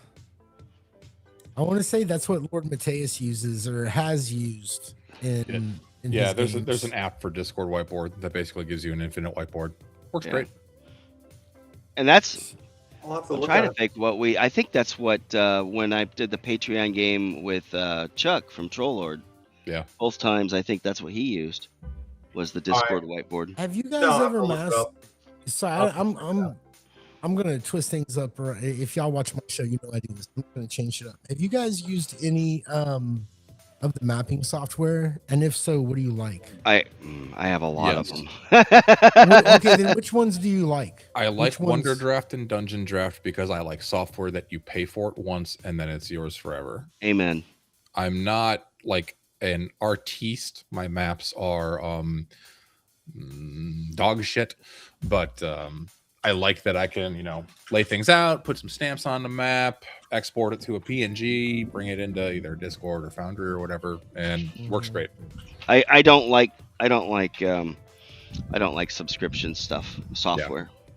I try to not use it. That's why I like Foundry, but I also have Arkenforge, which is good for doing maps. Do And you it's feel like Foundry is something like I really don't do anything on my computer, right? I click a button, shit turns on and it works or it doesn't work. Okay. Is Foundry too much for somebody? The Foundry can be as complicated or as simple as you want it to be. It's very exactly. flexible. The one thing I would say about Foundry is if you want to self-host, you have to know how to like forward a port on your router. That would be the most technical debt you would have to solve to host Foundry for your friends. Okay. So yeah, as far as map making stuff goes though, so Wonder Draft, Dungeon Draft. Yeah, Hexographer is pretty good. It's like a world map creation tool. I got it when it was on sale on like a Humble Bundle or something, and I've messed with it. But the one I would tell you to avoid that's going to be way more complicated is something like Campaign Cartographer. Yeah, that is a CAD level system. Yeah. And it is like. Did you also get the Humble Bundle for Campaign Cartographer? I sure as hell did. Yes, I have all the crap for it, and I'm like, oh my god, it's like over $1,600 worth sold. Yeah, for $16. Okay. I think I went in for the $25 level or whatever it was. Whatever it was, but yeah, Campaign Cartographer is rough to learn, and I still haven't mastered that. And I'm like, okay, it's great, but it's very, very, very complicated. Yeah. Rich, do you use anything? Do you use any mapping programs, Rich? No, I don't. Yeah. I just snatch maps off of off the internet. I throw them into Roll20, and then I use hide and reveal as they're going through it. But my last game session, Roll20 crashed, and then I just had the realization. I was like, well, crap. I was just so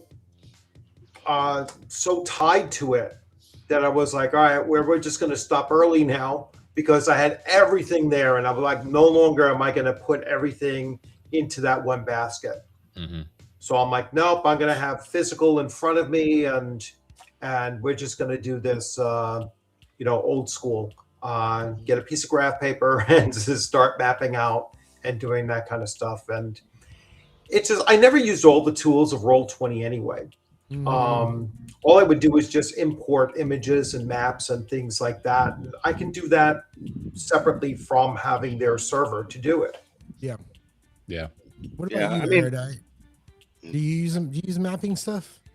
Any mapping programs? This is what we're doing. I was thinking about this listening. Yeah, I've done all the, I tried Incarnate early on. I used Whataboo for some publishing stuff and make it fit for my zines.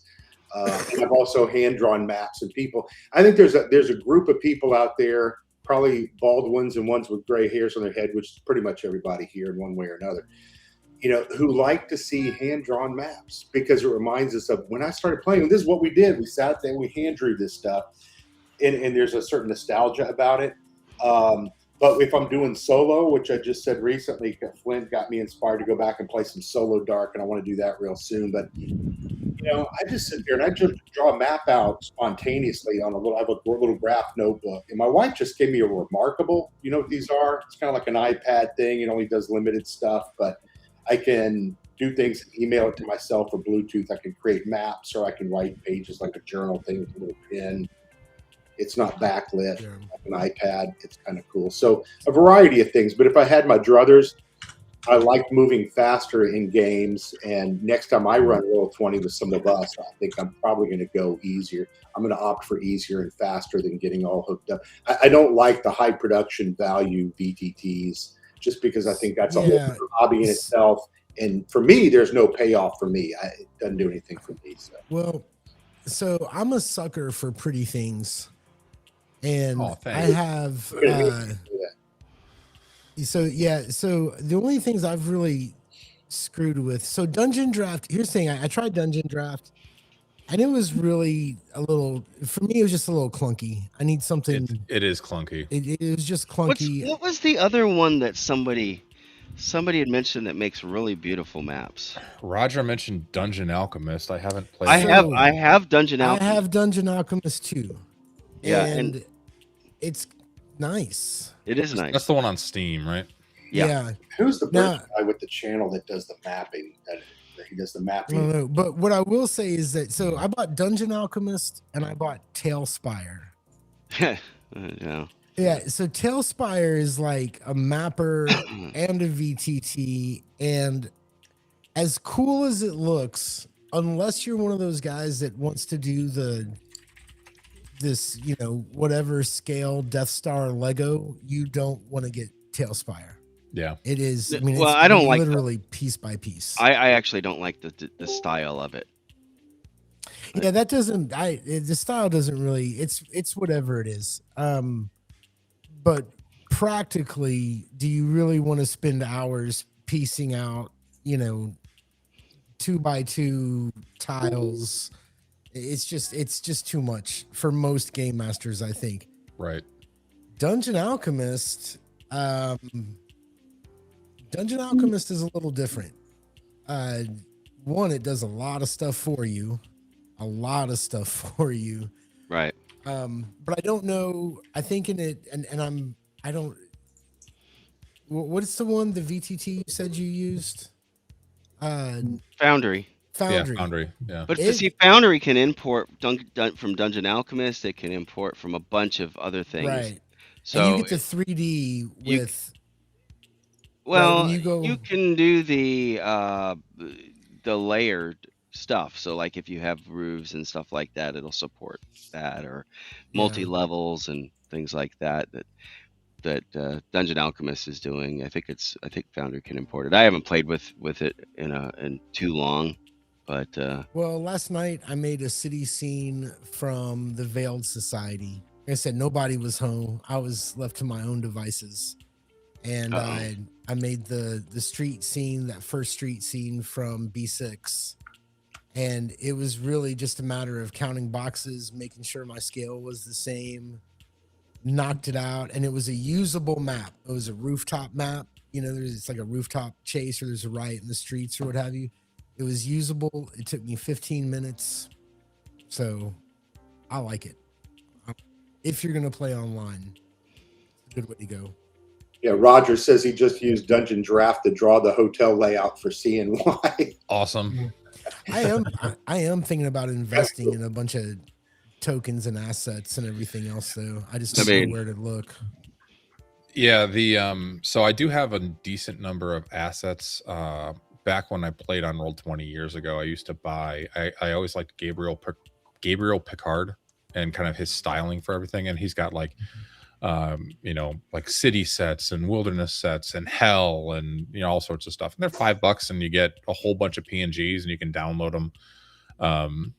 And use them wherever you want. So he'll have like quick encounters, so if you're like, oh, I need a burned forest, just a quick battle map, boom, drop down 30 by 30. It's easy to use. Hey, Chubby, I don't know which of these can be used commercially. I honestly think that is one of the problems with the cooler VTTs. Yeah. Or with the cooler. Some of them have a license for that you have to get. Yeah, I'd have to research it more, Chubby, but Death Angel's down there using Dungeon Alchemist, and that is really, you can set it to stock it with stuff. You can turn off the props. It's cool. I don't know how to import. There's a top down, so you can do maps in like a top down. And I think those can be imported to Owlbear, and the 3D stuff can go to. It's I'm just goofing off with it right now. But anyway, it's fun. But I have to run, everyone. You have a good one. Take it easy, Rich. All right, Rich. And I'll talk to you later. Yeah, thank you. Appreciate it. I mean, obviously, it's more fun to play at a table with friends. But that doesn't seem to be the life most of us are living these days. You know. So. Oh, look, it's got bathrooms. You can have a bathroom. Yeah. And I'm watching you do this, Jeff, and it reminds me when I was, 2003 or 4, I worked at a telecom company for a while, and they forgot that our little web group was down the hall. They forgot we were there. So we mostly played Quake 3 all day, on our computers, 3 or 4 of us in the group, sitting at our desks. But one of the guys actually mapped out, he went with the early digital camera, shot pictures up and down the halls of most of the offices and rooms. It was only a 2-story building. And he built a map for Quake 3 so we could play. He even had like my Reservoir Dogs poster from the wall and all the stuff we had in our offices. So we could run around through a virtual setting of our own offices with rail guns, throwing bombs around. It was great. It was a lot of fun. So we all got to move on. Erudite. Yeah. I just copied the link to Restream and I'm sending it to Chubby. Oh, yeah. I'm sorry. Yeah. I don't know if he wants to be here or not. Chubby, it's actually in my Discord if you go to the, I think the Monday night thing. I sent him a link. But yeah, if you send him a link, that's cool. Yeah. Come join us. And if he's got time, I think he's on his phone though. He's been moving, so he might be busy. He's also got puppy problems right now. Yeah, and so if anybody else is here that we know that wants to jump on, your viewers keep going up. That's why those of you, hey, thanks for everybody for coming and watching. I've learned one thing here today, and that's on a holiday. None of us have anything to do sometimes in the morning. I mean, I saw this at Christmas and on other holidays. At some point, you're like, I haven't done anything with my game stuff today. Let me hop on YouTube or Discord and see what's going on. So, hey, I would love to do a morning show. It's not morning anymore. What are you talking about? Well, I'm morning for me. For Watcher DM, he's in Vancouver. I saw him jump on here earlier. He's a friend I played Blacksport Hack with. Yeah, me and Matt and other games. Me and Lord Mattias have thrown ideas around about the channel and different things we can do. And just looking at my schedule, I remember I threw out when I'm like, dude, I could do a morning show, but I don't know what I would do on it. You know what I would? To that point, Gary, and I think I was kicking around with you too a week or two ago. I don't know how Mattias felt about it, but I was like, let's do like a morning after, dissection of Second Watch, like on Saturday morning. We could do like a hangover show. I was originally going to call the Friday the Friday stream the pre-gaming show. Yeah, but first watch. For the green room, Second Watch. But other people liked Grognard's Assemble, so that's what we're going with. I can't tell you how happy I am about how Second Watch has gone. Matt and Brian and I. So pre-COVID, game-wise, I had a pool of roughly 10 to like 20 people to play games with and hang out with on a moment's notice. Yeah. Right. I was single. I had joint custody of my kid, which meant I had like every other weekend free. It was a weird life when, half the week you're responsible dad, the other half the week you're like, woo, let's, play D&D and chase girls and be in a band and shit like that. But when COVID hit, man, actually sort of before that, everybody kind of started moving and the group kind of went down to like nothing really. And then my job required more travel than what I was used to. And then COVID hit and I was just bored. And like every other male in America, I started the podcast, and Brian and Lord Mattias, Matt, and one other guy whose name I can't remember answered the call. And the other dude refused to do anything about his shitty reception and his shitty sound. And I made the executive decision that he was leaving. He also had a bad attitude. And I'm the only one allowed with a bad attitude on this fucking show, man. You've got dibs on that one, huh? Got dibs on that shit. That's for me. But it's so funny because that original podcast, we were so different. Gaming was so different. You know what I mean? Matt hadn't discovered the OSR. I was playing every single game in the world. Anyway, when we did the stream's been great. We've made so many friends. That was really, kind of the best part of it. So thank you guys who watched the Second Watch. Love Second Watch. Always a good time. And we're really trying not to overthink it, because it's always, there's this one side of you that wants to like, if we do this, maybe we'll make the show bigger. And the other thing is, well, the show only has the people it has now because we don't do, we're so casual. So Anyway, thanks, guys. Hey, appreciate great. If Howling Sphinx is still there watching from over in the UK, I'm curious what part of the UK you're in, and if you're an Arsenal fan, if you follow football at all. Curious about your Champions League thoughts. My favorite football team is the Chicago Bears. The I'm Bears. sorry. Bears. Why? I'm kind of Hey, still a Bucks you know fan. what? I'm kind of in your boat. Hey, Chubby. Hey, I got to Greg. I'm a Cowboys fan, Dan, so I feel you. Everybody. So who? Greg! So send me the name of this person, or is there videos of this guy that you had a bad attitude with you, Gary? No, because it was an audio podcast back when those were a thing. It was right before the YouTube boom. Well, I want to know about this exciting information. You can just text it to me. It's fine. I really don't even know. He might be somewhere in like my Facebook messages from 2019, 2020. way back when. Way back when. Yeah, but I don't mean I have a bad attitude, but I try to express it in a way that, I try not to get too rawr about it. Well, to answer Flint's question about Shadow City, off the top of my head, I can't remember if there's a specific page about doing solo play, but it's all set up to work totally awesome for solo play. I still don't get solo play. Yeah.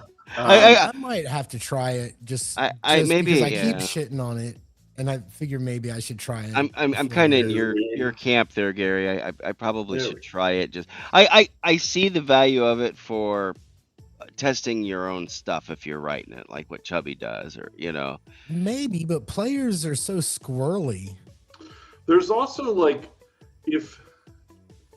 let's take Dolmenwood as a good example, right? There's a lot of people who have Dolmenwood and they have not run it or played in it. They have it because it's a great item. Gods of the Forbidden North is the same. Like there's people who have these big materials that they've paid a lot of money for, and because of their life or whatever situation, like they cannot get into a game of it.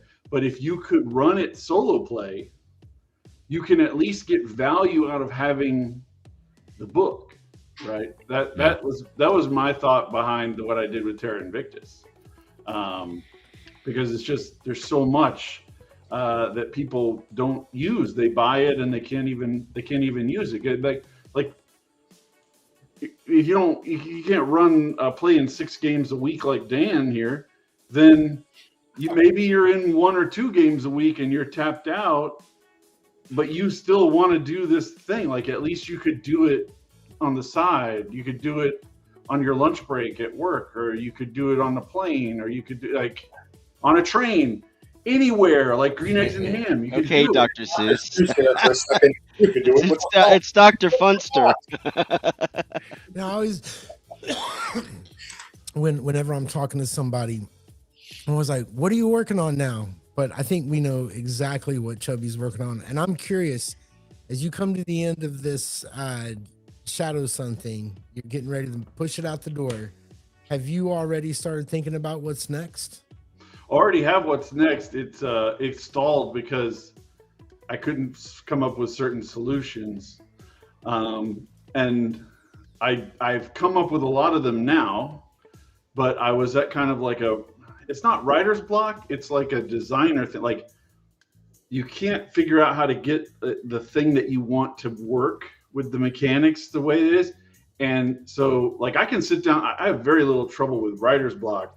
The hard thing is actually being okay with the direction that I've chosen for a particular thing. That's more of it for me. And so like I have this huge setting called Kardazim that's all set up. It's like an Al-Qadim it's not just Arabian, it's a full kind of Islamic world fantasy setting. And there were certain concepts in it that I just couldn't draw together in the way that I wanted. And I think a lot of times I see this a ton in video games, but it's also in role-playing games too, where I see something in the end product and I can tell, okay, they had some ideas here. If they'd had another 6 months, they could have made it work better, but they had to ship. So they rushed it through and now it's out there. and they're hoping to fix it on the back end some way, right? You see that with a lot of times with video games because they feel like they can patch things back into the correct way. So there's just certain issues. One of the things that I wanted to make work in this game is that in a lot of, even in European culture at the time, but especially in Asia cultures, Central Asian cultures, the emphasis on wearing the right outfit to project that you are a Turk, that you are an Arab, that you are a Persian, whatever it is. And so I had some mechanics around that, but they just didn't work the way that I wanted. And I wanted it to be like every day when your character gets up, it's kind of like, like a wizard sits down and thinks about what spells am I going to choose for today, right? In classic D&D, right? I wanted to have some kind of mechanic where every time you get up in the morning, no matter what character class you are, you're like, what am I going to do? Am I going to wear my riding breeches and my caftan because we're going to be riding horses all day? Am I going to wear this? Am I going to, and actually make conscious choices about that stuff? And then when your character goes into things, it's like every day you have a different character made for that. Like it's that much of a part of it. Like these choices really align, like the way your spell choices make a different day. If you wake up and you memorize Fireball and Melf's Acid Arrow and a bunch of magic missiles, you're going to have a very different day than if you did invisibility and spider climb and web. You know what I'm saying? Like it's the choices that you make like that are going to be different. And I just wasn't able to make it come together back in October, November of last year. So I just said I got to do something else. I had a bunch of ideas for Shadow Sun, and so I just started working on that just to have something to work on. Hey guys, real quick, I don't mean to completely interrupt everything, but we've had pretty good flow through here this morning, seeing as how it's Monday morning-ish. But we've only got one like. If you guys could, there's like 18 of you guys here now. If I could just convince you to go press the thumbs up real quick, and I'll let you get back to talking to Chubby about things you really care about. But until you do, I'm going to sing. Oh, blah dee, oh, blah da. Come on. One like. Just kidding. We could sing happy birthday for Flint. It was his birthday yesterday. So, Chubby, do you think you're going to be... are you going to be in Shadow Sun for a while? Like, do you... Yeah, because I'm going to get into this a lot deeper with Siren, like I said in the chat earlier. But I just had a video drop like last week about how I think you need to design the thing to get the campaign results that you want, right? So, like one of the things that we talked about in the Gods of Forbidden North game, just in the private chat, like this week or like the week before, was that I think it would be better for there to be more than one low, like right now it's written as there's a level 1 dungeon, there's a level 2 dungeon, there's a level 3 dungeon. And I think it would be better to have, say, 3 level 1 dungeons and then 2 level 2 dungeons and then 1 level, so that no matter what path the players go, it'll be okay, right? Rather than like, oh no, you stumbled into this thing and you're toast. And coming up with principles like that from playing games, like I haven't played Dolmen Wood yet, but I've read a bunch of it. I'm going to run it after the Gods of Forbidden North game. Doing stuff like that where you can take what is the closest thing to my ideal and try to continue to refine beyond that, right? So like I want there to be in the Shadow Sun map, I've already put on the Discord, not on the Discord, on my Patreon, a map of where all the villain setup is going to be. And it's scattered out. So like there's 8 regions. Each region has kind of like their own super villain and then multiple minor villains so that the players can move between these regions and deal with the problems in whatever order they want. Yeah. Rather than it being just you're in one region, you're stuck there, there's a villain, you can't escape them, this kind of thing. So structure like that, those are the kind of things that I'm working on. And so the books for Shadow Sun are just going to be the kind of the game mechanical base. If you look at Dolmenwood's structure is actually really good for illustrating this problem. Writing the whole thing as one book is like insane, right? So it's better to have a player book, a book to tell the GM how to run the game, have adventure books that are set in particular locations, right? I want to do regional books for each of the 8 regions. I want to do stuff like that. I know that I can feel actually your pain in your heart of not getting a Red Dead 2 game in the short term, but I want that to happen too. I just have to make sure. No, Chubby, I get it. I really do. It's funny because I mean, you know this. I've got no problem with sending DMs or texts to like anybody that's been on the show. And Greg gets a lot of, I want to put this thing in my game. How would you do that? You know, like stuff. I love this. Every hex has its own page. Yes, awesome. I think that's a great idea. So awesome. I think Dolmenwood, that might be my next big purchase. I think I'm going to have to.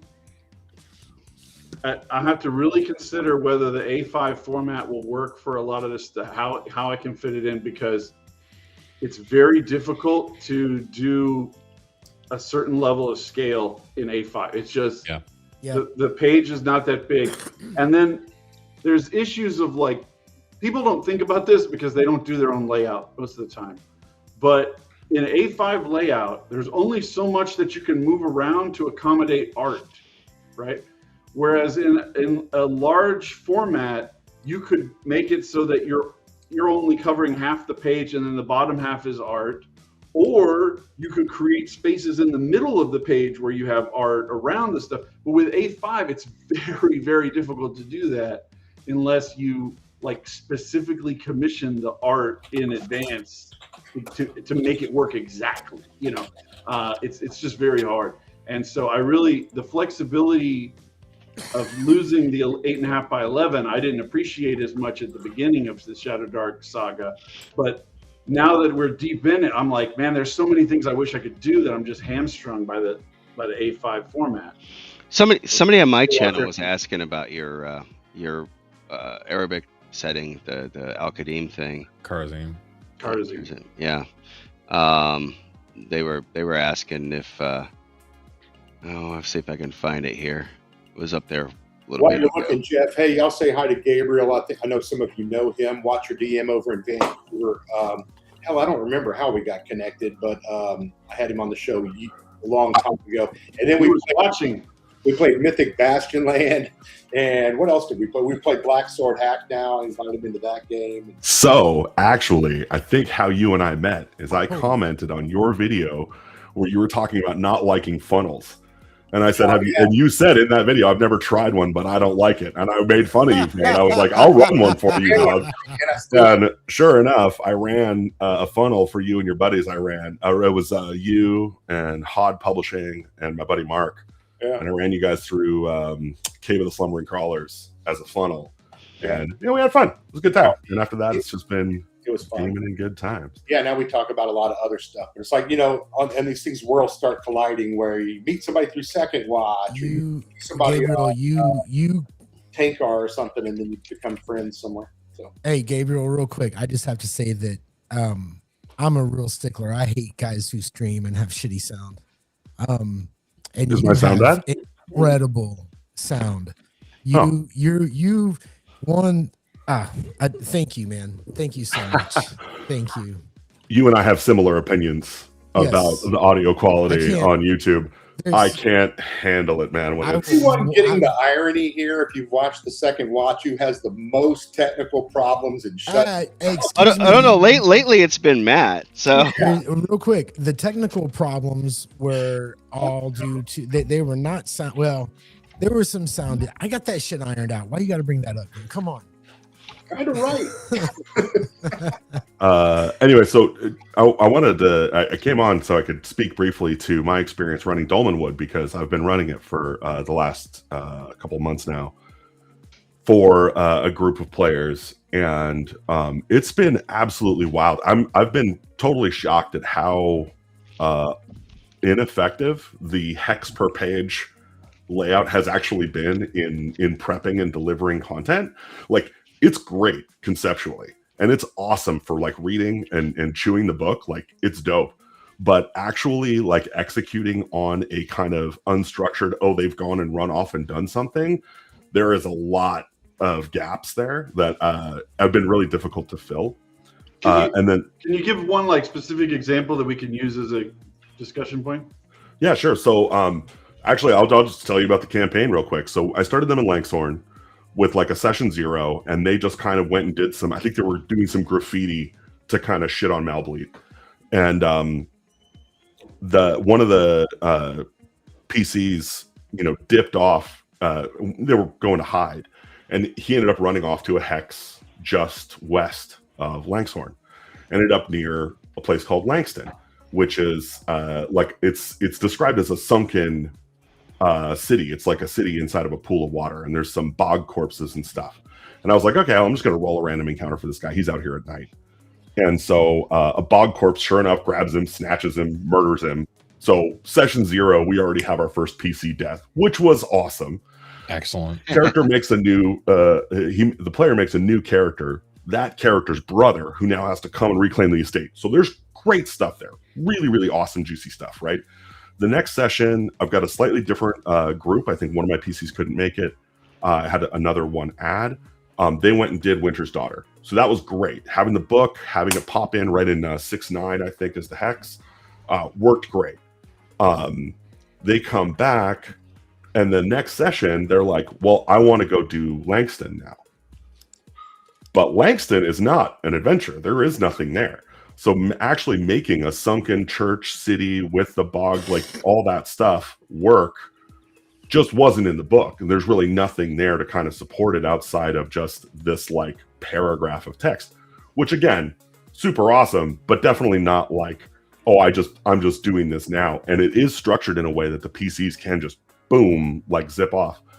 We just did Imelda's Song, was our last session. And at the end of that, spoilers for Imelda's Song, like things can go terribly wrong. The PCs are now fleeing from Malbleed and the law, basically, who's accused them of necromancy. And so they're about to go running off into Dolmenwood. And I'm just going to run it as a hex crawl, but I'm lightweight terrified because they can just kind of randomly run around. I don't have a book for them to go to. And I run like, 3-4 games a week. So prepping, all the potential hexes for that in between my day job is daunting. So, well, one of the things that I came into first talking about this when I made Terra Invictus, because in each hex of Terra Invictus, there's a D6 table. And I wanted it to not just be like random things walking around, but like, oh, there's actually like a temple of this god here that's like hidden away and you didn't know that it was there, but like it works mechanically like a random encounter. You just happen to find it. And then I've been working in Shadow Sun with different ideas of, you go into a hex, you're basically making a random encounter roll to create stuff that's there, because Acts 2 has some really great tables for creating terrain. Like there'll be like a despoiled terrain where you roll like a structure and then they find it and it's been destroyed, burned, whatever. Gary's party in Acts 2, when I was running it for them, they found a dwarven hold that had been burnt, right? And they were like, what does this mean? So then we started kind of doing the interpretive thing of so I came up with the reason why it was destroyed. I did all this stuff. It helped pull them into the world. So I think one of the things that you just kind of hit on there is you need like a short thing, not like that one paragraph type of thing maybe, but even like more general that you could build into whatever you need on the spot rather than be locked into a sunken church. That's a lot of things that you as the GM wouldn't really change. But like if it was like some NPCs, you could be like, they're in the swamp, they're in the forest, they're in the whatever. No matter where it happens, you could plug and punch it. It wouldn't be attached to a specific hex. I think that's the kind of thing that I'm interested in lately, is like solutions to these kind of problems. I had a discussion in my YouTube comments with somebody a couple of days ago about what if you had, like, you roll a random encounter, and then there's like a secondary D6 die on top of it, and so like basically you're rolling 2d6, and if you get a 1 on the primary, then the second one determines the kind of forcefulness of the encounter. So if you get a 1, you start seeing the signs of whatever monster you rolled on the random encounter table. If you get a 6, they're right in your face. Like, you come around the corner and they're on you. So the second D6 becomes like a range distance, a degree of involvement. Let the players pull out if it's a low number. If it's a high number, they're just stung by whatever. But they're right. You're just kind of compressing like the additional rolls that you'd be doing in most systems for like encounter range and reaction, distance, and that kind of stuff. Yeah. Right. One of the things that I've done in the past is I played a lot of Troika and run a lot of Troika, and making an encounter table for a Troika region was basically like making a D66 table where my 1 was like an actual encounter, 2 was like spore, 3 was something, naturalistic, and then like all the way down to like 6. If I roll a 6, there's actually some beneficial, encounter that can happen. And then the other side of that 6 was some unique kind of feature of the thing that was doing some storytelling. And I found that worked pretty well to kind of compress those things. Now, of course, in Troika, you've also got the main. So whenever that encounter happens, whatever creature shows up, you're also rolling a main, so you're going to get their reaction is different as well. I do like that idea of kind of compressing those though, and doing that kind of. I also though I'm a big fan of like the escalation die, right? Where like almost like how Mythic Bastionland kind of does, omens, where it's just like, yeah, this omen happens, then this omen happens, then this omen happens. You kind of get this like structured progression through encounters. I'm playing with the idea of doing like depth encounter tables. So like a depth crawl style encounter table, where as you increasingly hit encounters, the depth of those encounters goes up. So you kind of get stranger encounters as you go farther. If you keep running into dwarves, that means something. Right. It should tell a story and kind of build to the world. Yeah. Hey, We've created the axis of praxis. Real quick, I've been trying to find a good place to cut in. We got a lot of people on the stream. If you're here, then you know who Erudite is. I do the second watch over at Lord Mateus's channel. Gabriel, I just found your channel not too long ago. Tell us. No, I think it's great. Tell us who you are. Tell us what you do on your channel, and we're gonna go through the other guys as well. Thank you. Yeah, sure. I'm Watcher DM, Gabriel. I make adventure books and some RPGs and stuff too. I think mostly my channel right now is like I've got flip through and reviews of games that I've run and played, and then I also have been doing a series on like the Tome of World Building, which just wrapped up, and I'm starting on Karen's second edition Warden's Guide. So I'm like doing like how to use generative tools to kind of build some stuff. Yeah. WatcherDM.com. If Erudite was a good host, Because he'd I just found put you. a link to your channel in Yeah, the chat. And I will do that for you, and I apologize. But he's learning. He also doesn't not have Lord learning. Mateus. On Here's chat the thing. with 2 I don't hours do ago about anything having except coffee, and it talk. turned into I this. just. didn't Why know. are you talking? Oh, it's your channel. My bad. I don't want to be a Mateus. You talk over me. Death Angel's Shadow. Why don't you tell people your real name and give us a quick overview of what you're doing? Oh yeah, on your YouTube yeah. channel? Some And people send call us me. a link. I know you got like 10 channels or something. I don't Send have. Well, I Erudite don't have a 10 link. channels. He likes to Let me distribute viewers over the widest number of Does. possible channels. It's He silly. does. You need to gather them in one place. That's- It's easier to rob them that way. Cam and I have been yelling at him for that. About what? To just stream to one freaking place instead of 26 channels. No, I just do. I don't. Also, Okay. fuck Rumble. Bring No on one On goes on topic. Rumble. Every time Channels. I've asked a question, Death Angel, it's been you that has dragged us way the fuck off topic. Yeah, I'm that's trying to talk No, about what you. he does. Tell us what you're doing on your channel and where people can find you, please. All right. Well, Tennessee Tabletop Tavern. My name is Jeff. I don't hide behind my moniker. We do the Bad News Bards every Sunday. We just started doing Grognard's Assemble on Fridays, and that's on my channel as well as Dan's and RP Grandpa's.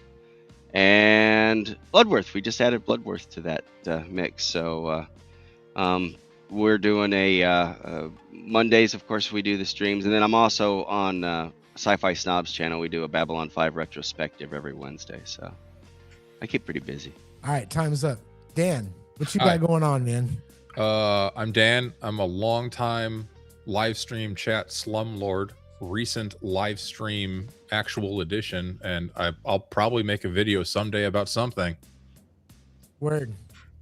Do it. All right. Chubby, I do. It will be about Hyperborea. It absolutely will be about Hyperborea. He's gonna kill me. He's gonna kill us in Hyperborea. All right. no. So I have plans for the first one. It's going to be a retrospective on this after we're done with it. awesome. All right. So Chubby, as if anybody doesn't How do you fucking introduce know. him? Hey, Chubby actually has been a friend of mine. We met at North Texas. I instantly decided Chubby was going to be my friend, whether he wanted to be or not.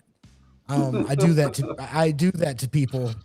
And he's great. He is, in my opinion, of all the Shadow Dark stuff being fucking poured onto us like an avalanche.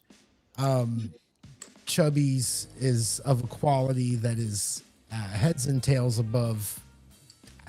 If anybody's as good as Chubby, I haven't seen him yet. So you're setting I the appreciate standard. it, man. Thank you. So I started my YouTube channel because my number one interest is in getting to that point where I don't see any more problems to fix, and like that interaction that me and Gabriel had, like that's what it like what can we do to make this experience better for actually running the game? And when I started, the first thing I did. For years, I had a YouTube channel with like a couple of videos about stuff I had written, but I wasn't really using it as a YouTube channel.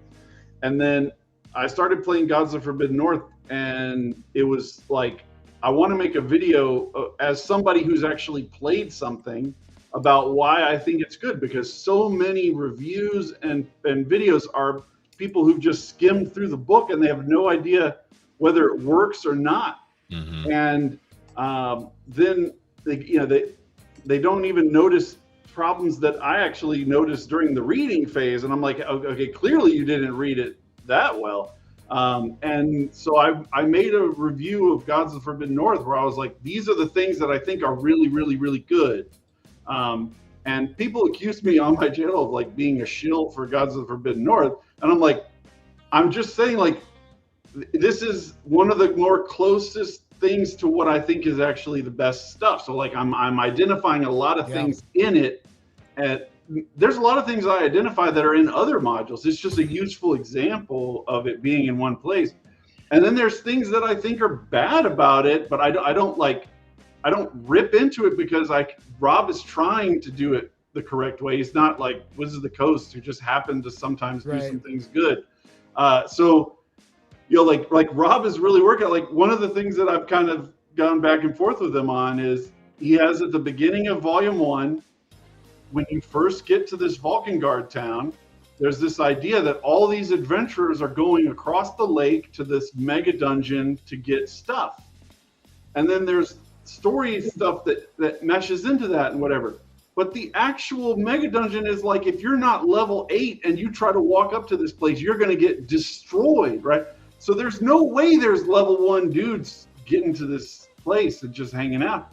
So I'm like, hey, we should like wreck the top level of this mega dungeon and have it like be a bunch of level 1, level 2 appropriate stuff. And then as you go down, so they're aware that there's a mega dungeon there. They don't have to go into, there's all these other things they could do back in the warmer places where you don't freeze to death after 6 hours. And it would let them phase in all these different layers of choice of how far they want to go, how they want to deal with things and everything. But, you know, Rob is his own man. He has his own ideas. I can't like force him to change. But like if I was designing it, that's how I would do it. So I'm constantly looking for that kind of thing. Like, what would I change about this thing? Right. And I make the videos like that. I went through Al-Qadim module, and I'm like, I'm not like going to run this module with second edition, but these are the things that I think are great about this module. One of the things that is not in Gods of Forbidden North, but is in this Al-Qadim module, for instance, is that there's a series of challenges in the module where if you understand the religion and the beliefs of the people in Al-Qadim, then you will know what to do and you will make it through the challenges. So it's basically like a knowledge check for the player.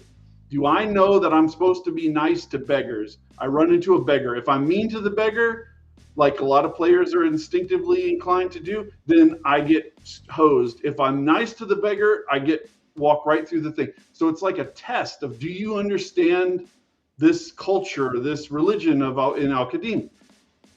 I think Gods of the Forbidden North would be a perfect place to build in tons of checks like that, because there's 3 different religions. There's all these different, it's a clash between a native culture and like a Romanized culture. There's all these different things you could build in, but it's already a 500-page book. I can't fault Rob for not putting that in, but like things like that, like I'm always looking for like, what could we do to make this even better? That's my like goal in life. Gary just wants to run games on Thursday nights every once in a while, you know. Yeah. So real quick, time out. I just want to say, every time we bring up Gods of the Forbidden North, I just have to say this out loud. Holy fuck, what an accomplishment. Yep. Just and the quality that's, you know, I haven't read volume 2 or 3 because volume 1 is like fucking huge. But we've been running for a year, and they have only barely gotten into volume 2. There's still a whole dungeon for volume 1 that they haven't completed yet. It's the density, the amount of sessions you can get out of it is insane. It's incredible. It's an incredible achievement. And if you know Rob, when he finished up with this, I wasn't joking. I was like, Rob, maybe you should try do something smaller, like a zine or something. And he looked at me and was like, go big or go home, Gary. Yeah, but so wrong, though. And actually, you know what's funny? So first of all, I got to say, Chubby, I think your analysis, your video analysis, like, is incredible. It's absolutely top tier. Yeah. It's above anything else out there. As someone who also saw the vacuum of like, man, these people are just reading the book. They're not actually getting it to the table before they form an opinion about it. That's where the heart of mine came from, right? My video reviews. And, but I have not been able to do that kind of general analysis that you've got, you know, really covered. I went to a lot of school that I don't use at all for anything in my life, except for this. Well, you're using it now, and you're using it a lot. Training, thesis and PhD writing training, like all this stuff, statistical analysis. I don't use it at all in my day job, but I use it in here. Yeah. So, but what I was gonna say is, oh shit, never mind. You got me. You interrupted me. Yeah, you cooked me out.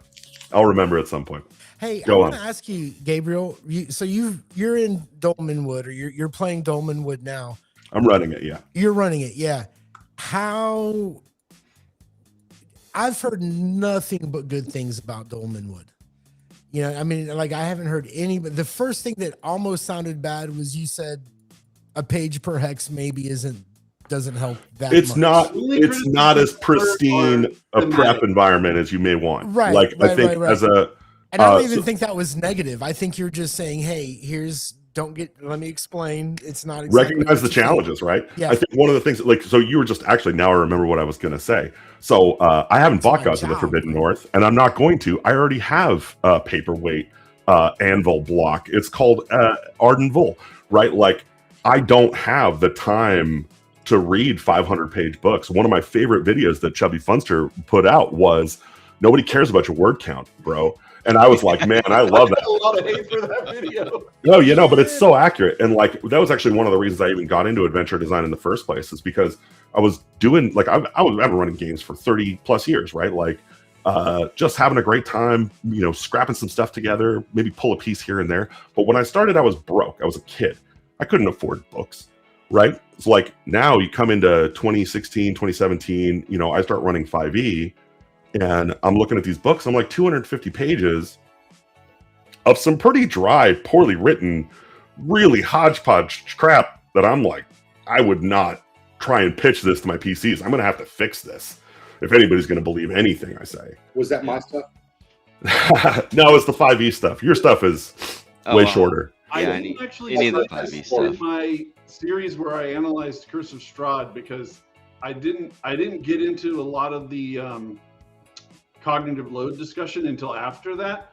But one of the things with Curse of Strahd in particular is there's like, I think it's like 20 pages at the front of the module that is supposed to be like, here's like an introduction to the GM explaining the world. And I was saying to my wife that I could have condensed that to 2 pages with bullet points, and it would have been way more effective at communicating what it is. You could have had a little box that says, here's the kind of horror we're going for, and then like 5 bullet points.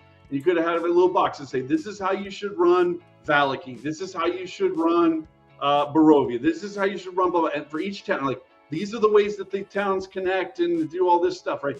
The problem is, if you do that, and then you, as like the reader, you see, okay, so this whole book only even explains these points because it's so siloed and so disconnected, and like seeing it actually graphed out the way that, like, I don't want to get too much into day job stuff, but like, if you were going to make a serious curriculum for adults in a major corporation, you would not approach it like this ever under any circumstances at all. It would never be done like that. You would have all kinds of different ways of doing it with PowerPoint decks that are like intro overviews, and then you would have like deep dives organized into little modules, and you would have all this. You would never teach someone the way that we try to teach people to run RPGs. It's absolutely horrible. Well, so I think we don't actually teach people RPGs that way. You teach people the same way people learn baseball. You don't teach people baseball by telling them to read the rules of baseball. You take them out and you throw a ball at them, you hand them a stick,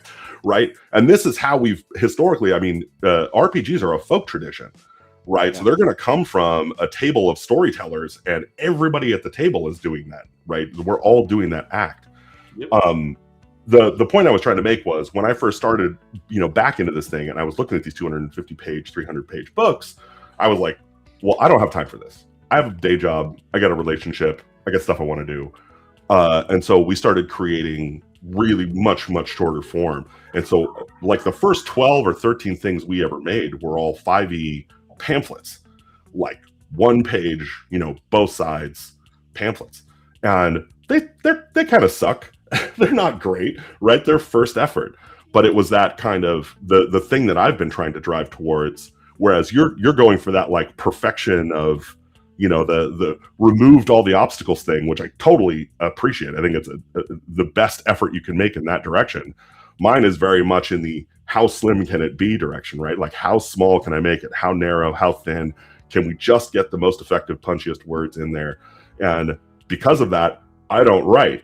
I hire writers and then I try and rip it down. So I've become like a very, the editor with a sharp knife kind of attitude, right? So I'm always in there just working with the writers to try and bring the best words up and get the rest out of there.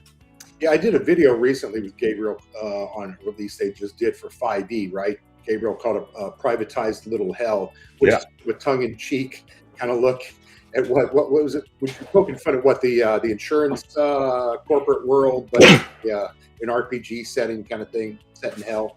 Kind of fun. Yeah, so it's Mammon has taken over hell, right? Greed has risen, pride has fallen, and the PC's got to go in there and do like a heist, then reverse heist to get the guy out. Yeah, sorry if it was reversed there. Privatized Little Hell with some art from Lady Laura Lee, some great writing by Austin Holm. It's a good book. It is for 5e though, so if you don't like 5e, maybe not for you.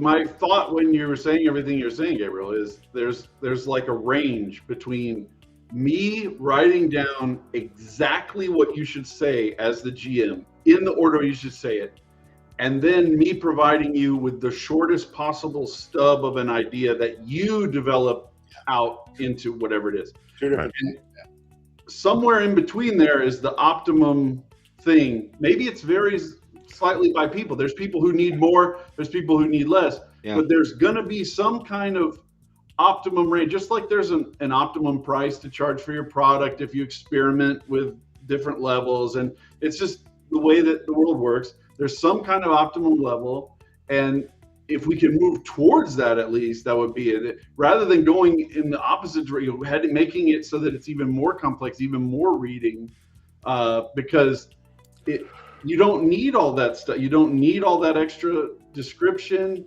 Well, and reading that doesn't pay anything. Like reading that's not getting you any value. I think that's the hardest part, is reading something and you're like, didn't they say that 3 sentences ago? Like, why are we gilding the lily here? Why are we decorating the room with purple prose that nobody needs? I think somebody else here said, don't let perfect get in the way of good. Yeah.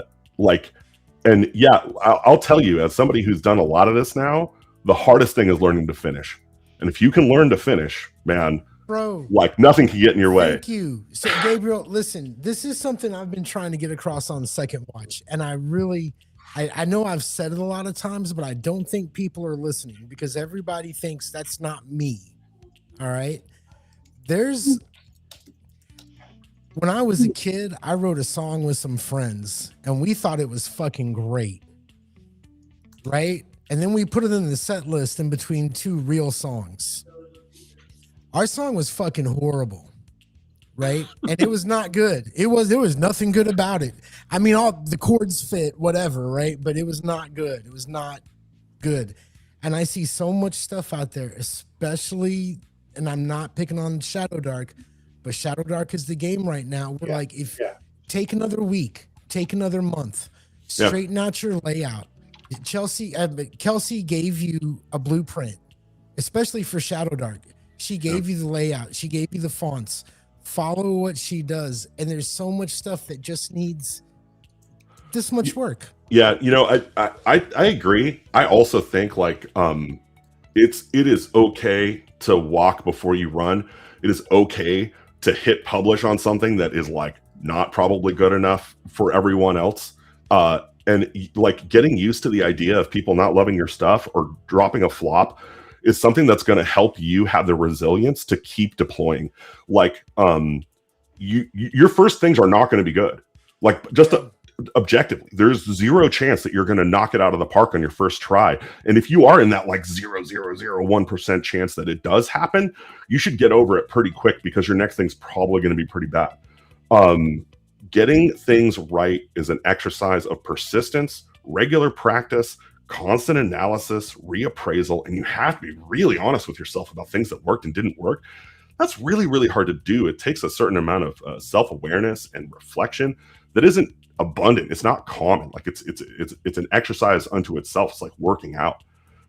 And so, yeah, I think it's okay to ship a thing that's not amazing. Just be ready to come back with the knife again and clean it up. And or let it go and move on to the next thing and make the next one better. And that's what we've been doing. Is like every time we ship something, we just try and improve and try and improve. Yeah. I had a dungeon that I released early in the Shadow Dark phase, and it was just a port over of like a one-page dungeon, and it was not exceptional. It was just okay. And there were people who needed a dungeon to run right away at the beginning of the Shadow Dark. There were nothing was written for Shadow Dark yet, so it worked out. But the longer it went, the more I was like, I got to fix this. And I went back last year and stripped it, redid it from the ground up, new map, new all sorts of stuff, and I replaced it. So that terrible evidence of my failure is now eliminated. And I saw you run it. I thought it was great. The new version was much better. Appreciate it. Yeah, I learned a lot in 3 years, amazingly. Yeah. Do you think you guys are ever going to go back? And this can go to Erda, anybody who's published. Do you ever have the desire to go back on something that's maybe already on drive-through and change it? I've done it. Do you think it's worth it? About these guys, but yeah, I've done it with no. Scenes are easier writing a PDF than it is for the stuff Gabriel publishes and prints, and the stuff Chubby publishes and prints. That's a bigger deal, and you can do the little drive-through. Oh, here's a correction, download it here, and that's probably good to do. So I'm gonna say, first of all, it's always worth it. Not because, like, first of all, if you're trying to make money in RPGs, good luck. Like, this is not the place. Like, maybe if you're lucky or you're really, really business minded, but like, you want to make $10,000 in RPGs, spend 20, right? This is not like an easy money win game. For some people, it might be. Not for most of us. Making it is worth it because you're going to get better. You're going to get that practice. So you're going to kind of revisit your stuff. The first thing we made for 5e was Doom Desert and the Decanter of Delirium. And it was a big thing. We made it in GM binder. I bought art for it. My buddy wrote it. It was kind of a nightmare. That was our first time. And, but it had a lot of really fun ideas in it. And we came back to it in 2024, I think. And we turned it into a zine. And we kickstarted it, and we got enough money to do a little print run. It's hit a good audience. I think people really love it. I've had a great time running it, and being able to reapproach it and kind of take kind of Gavin Norman style layout tactics, and just really try and, again, apply the things that I've learned in that time, right? That's been the joy. It's like seeing the execution improve because I'm better at this now. It's been awesome. Totally worth doing. Yep. And I also think there's kind of like, Gary, to use our Axe campaign as an example, I have this huge open world map that I'm putting modules from other, like mostly old school modules, out there for them to find and run across, right? So if people make stuff that's just a short little dungeon, as long as it fits whatever the theme, like I'm running it in the desert, so that a desert themed module would be good to throw in, I can throw that in without you having to have built a huge world. You know, not everybody's running a Dolmenwood or an Axe or a Gods of Forbidden North size campaign. I run that kind of as a way of improving myself. Like I was describing it on my Patreon as like, this is an essential part of my professional thing to run every week, even if it's not Shadow Dark, even if it's not my writing. I need to do things to get experience with other people's systems and how it works, and run into problems and deal with them in different systems, because so many people get stuck in this one mode of thinking and they don't improve that, right? We're about to go to North Texas. I'm going to be in, that was same last year, a whole rack of all different games, all new GMs. Somebody texted me on Patreon about what they should like be thinking about when they're at North Texas, because they're going to be there too. And I was like, study the things that the GMs don't talk about or write down. So like, there's a part of my analysis of cognitive load about how far away do you describe the things that the players are from? Do you like, when they're 150 feet away, do you say you see a gate? Do you tell them they see the gate when they're 50 feet away? Like, how far away are you doing that? How are you managing their approach? When are you telling them when they can, what details are on the statue? When are you telling them about this and that, and so that they can see? Those kind of things vary enormously from GM to GM, and you can really learn a lot from how people's game results occur based on the way that they describe things and how they prime the players to respond to a particular thing. There's a dungeon we just did in Gods of Forbidden North where you come into the entrance and the path splits, and at the edge of the torchlight, one of the paths, there's a statue. That makes it like a 90% chance the players are going to head for that statue. Little things like that, you have to actually like run a lot of games, see how different GMs describe where the statue, how the torchlight works and all that kind of stuff, for you to really get a sense for what people are doing at their tables. I will say, I think one of the good things about the Gavin Norman style of adventure writing that you see kind of across the Dolmenwood set and across most of the old school essentials adventures is that kind of like word brackets describing the kind of closer analysis. It kind of creates a level of detail structure for the information. And while I'm much more like a kind of bullet guy, and I really, really love Joseph R. Lewis's stuff, I think his is, maybe my favorite. Having run now a bunch of Gavin's stuff, I'm like, oh man, I get why this is here. Like, this is really usable from you see this. Oh, I checked that out. Okay, it's this way and that way. And there's some things that people don't realize just from reading something. So like, if you look at Kelsey Dion's descriptions, and Gavin Norman does a similar thing, but it's not exactly the same. At the top level, there's like 2 or 3 lines where different words are highlighted. That's for you to kind of like describe the room as you go into the room. Then underneath that, there are bullet points, and those bullet points have sub-bullet points that represent what you're talking about. Like, okay, so you see that there's a pillar, then there's an entry for the pillar is black marble and has blah, blah, blah. So that's when you actually ask the GM, tell me more about the pillar. that's what you get. And then there's a sub bullet of if they start touching the pillar, this is what happens. So it creates this gradient of interaction with the object. I think innovating in that respect would be really, really good for making games work better. I think we can go beyond Kelsey's framework. I think like you could use columns and rows and stuff in a table to maybe make it work better. I'm still working on ideas like that, but that's the kind of stuff that I think will really carry it forward, because there's a reason why people are looking for tools to manage the prep, like using AI. In some cases, I've heard people say using this or using that tool to manage their campaign. VTT tools like making a handout in the VTT for particular information and giving it to play, things like that, because there's been so little innovation in actual book design, in presenting the information. It's really sad. You can pull up a module from 1985 and it has the same layout design as a book published 3 years ago. You're like, God, this is nuts. Yeah. I've heard a lot of people complain on both sides about like the Goodman Games books that way. Some people love the info dump, and some people are like, especially I think a lot of the people that came in with 5e or one of the newer systems, and they're kind of, this is just, look, it's just a block of text, and it's like, but there's no more entertaining system out there for just reading the book, even if you never ever play it, than Dungeon Crawl Classics. I'm just gonna not just DCC, but I mean a lot of their stuff, anything that Goodman does, they tend to do that. This is your info dump page, and the artwork is kind of an afterthought. I think the way that I heard it described was there's people who want to like run from their kind of clipboard, and then there's people who want to eat the book, and you eat the book and you digest it and you turn it into your own kind of crystallized version of what's going to happen, and then you try and regurgitate whatever it is that kind of stood out the most to you as you're running it, because you're not going to be able to use the book at the table.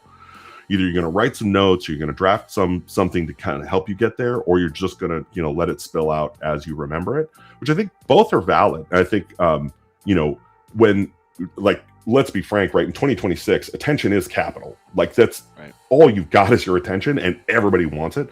And so like having the attention span and time to devote to reading in 2026 is extremely difficult. If I'm reading, most of the time it's on my phone. And I hate to admit that, right? Nobody wants to be the person who's like, yeah, I've been basically sucked into a YouTube universe where everything is a video or it's worthless, right?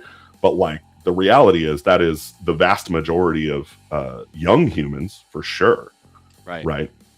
I mean, I like opened it on my phone.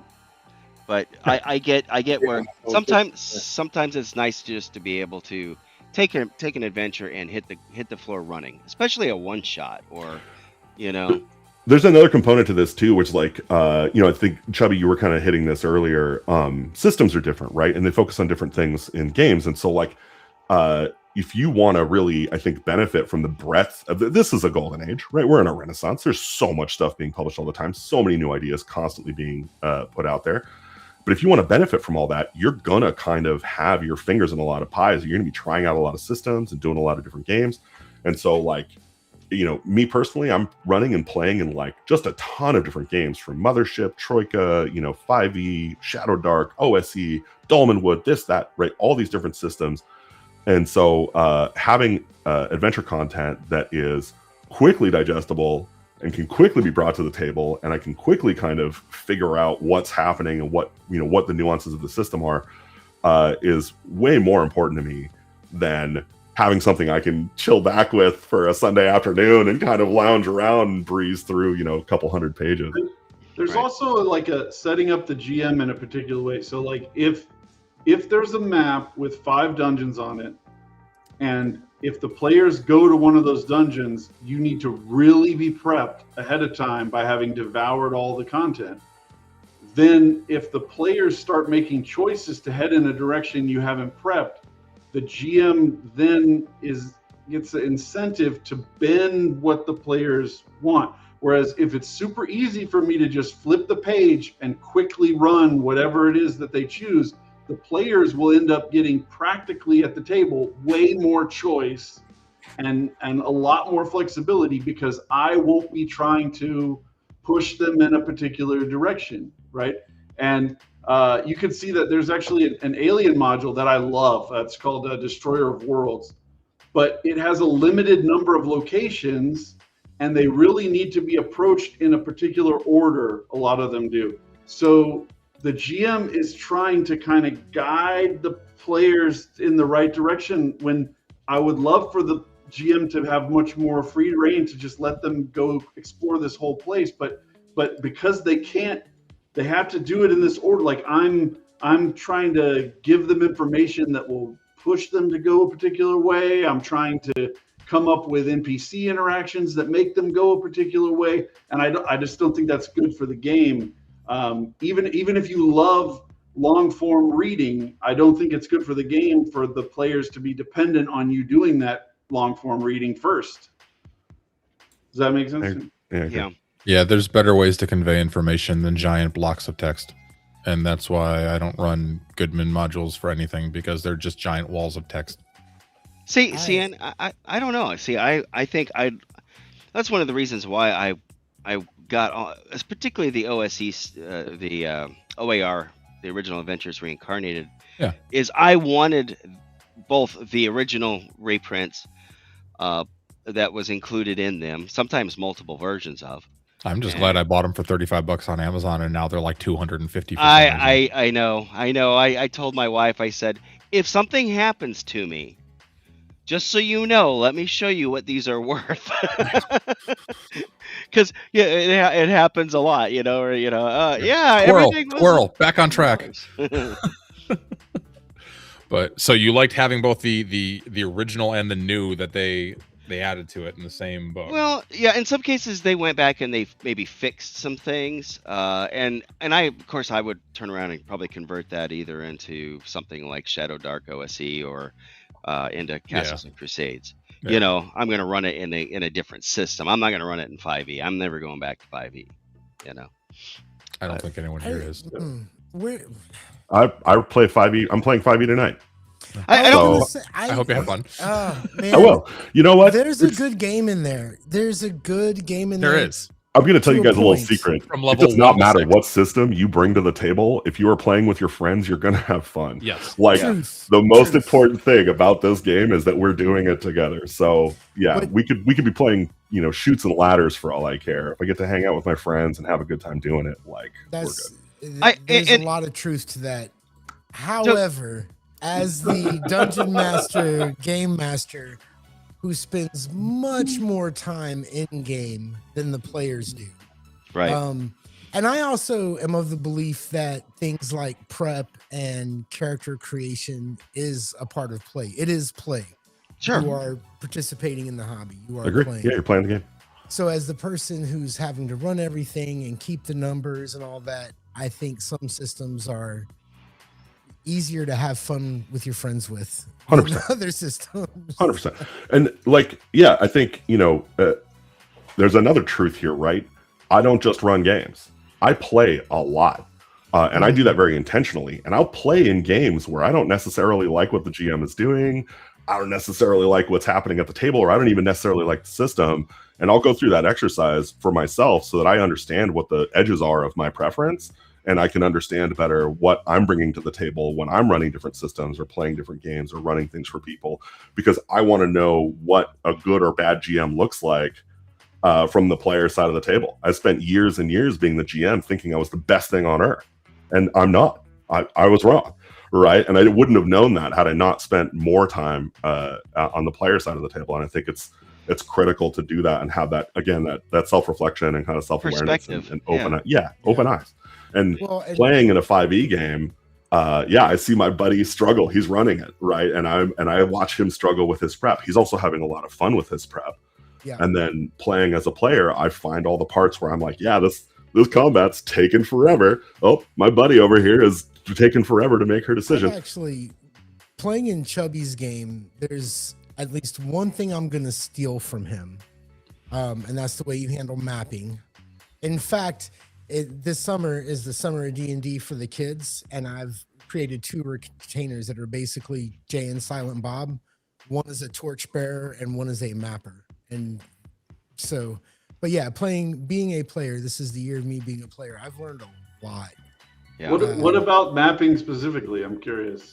So in my last OSC game, and let me tell you the things I've learned from your game. Okay. So my last OSC Great. game. This is perfect. This is the best video ever. Yes. So my last OSC game, I was like, all right, you know what? We're doing this rules as written to the fucking T. You know, there's no fucking story. The player's going to tell me what they want to do. They're going to go do it. I'll describe the things as they get there, but I'm not, you know, this is just how it's going to be. And then you find out that people that say they want to play an old school game kind of don't, right? Like they like the idea of it, but encumbrance, overland travel is not really something that they don't really enjoy it. They don't really want to get to 9th level and make a castle. They want to kill shit. You know, that's really what it comes down to. And that's what a game like Shadow Dark is for. But one of the things that I've learned from Chubby is, so when I play, because it's a procedural game, when I did that game, rules as written, step by step, it was procedural. I was, all right, guys, which way you want to go? Roll the dice. All right. You know, I mean, it was just down the line. Chubby's found a way as a GM to do all the random rolls. Maybe it's because we're online. I don't know. Maybe he's just better at it. But you do all the rolls behind the scenes. I know you're doing them. Sometimes you're having the players do them, and it doesn't really break down the flow of the game. Whereas if you really do the procedure, it doesn't really flow that great, you know. All right, Gary. He's always very intentional and obvious about the wandering monster checks when we're chatting too long. Truth, very true. But the mapping thing, so make sure we see the die. Yeah, I think this is kind of how you do it, but this is what I've gathered. Basically, if we say we have a mapper and we're going to hire a retainer, right, and he's mapping, then, or even if we say a player's mapping, then what that means is he's going to have to take a turn to put that shit down and use a tool or a weapon or fight. So there is a bit of a hindrance there. But because we're on a VTT, if we have a mapper, like we don't have to guess about everything that second time. We don't have to guess on our way out. We don't have to guess on our way back in because our mapper took care of it. But we don't really have a mapper. Well, we have Matt. Matt's our mapper. Yeah. Well, I mean, that's also, what I'm going to do with the kids anyway. I don't use dynamic lighting, but I am much more aggressive about actually changing the reveals. So like when you go into an area and you get into a fight, I'll start closing off the reveals behind you because you're paying attention to whatever it is. And then the fight's over and it's like, oh, wait.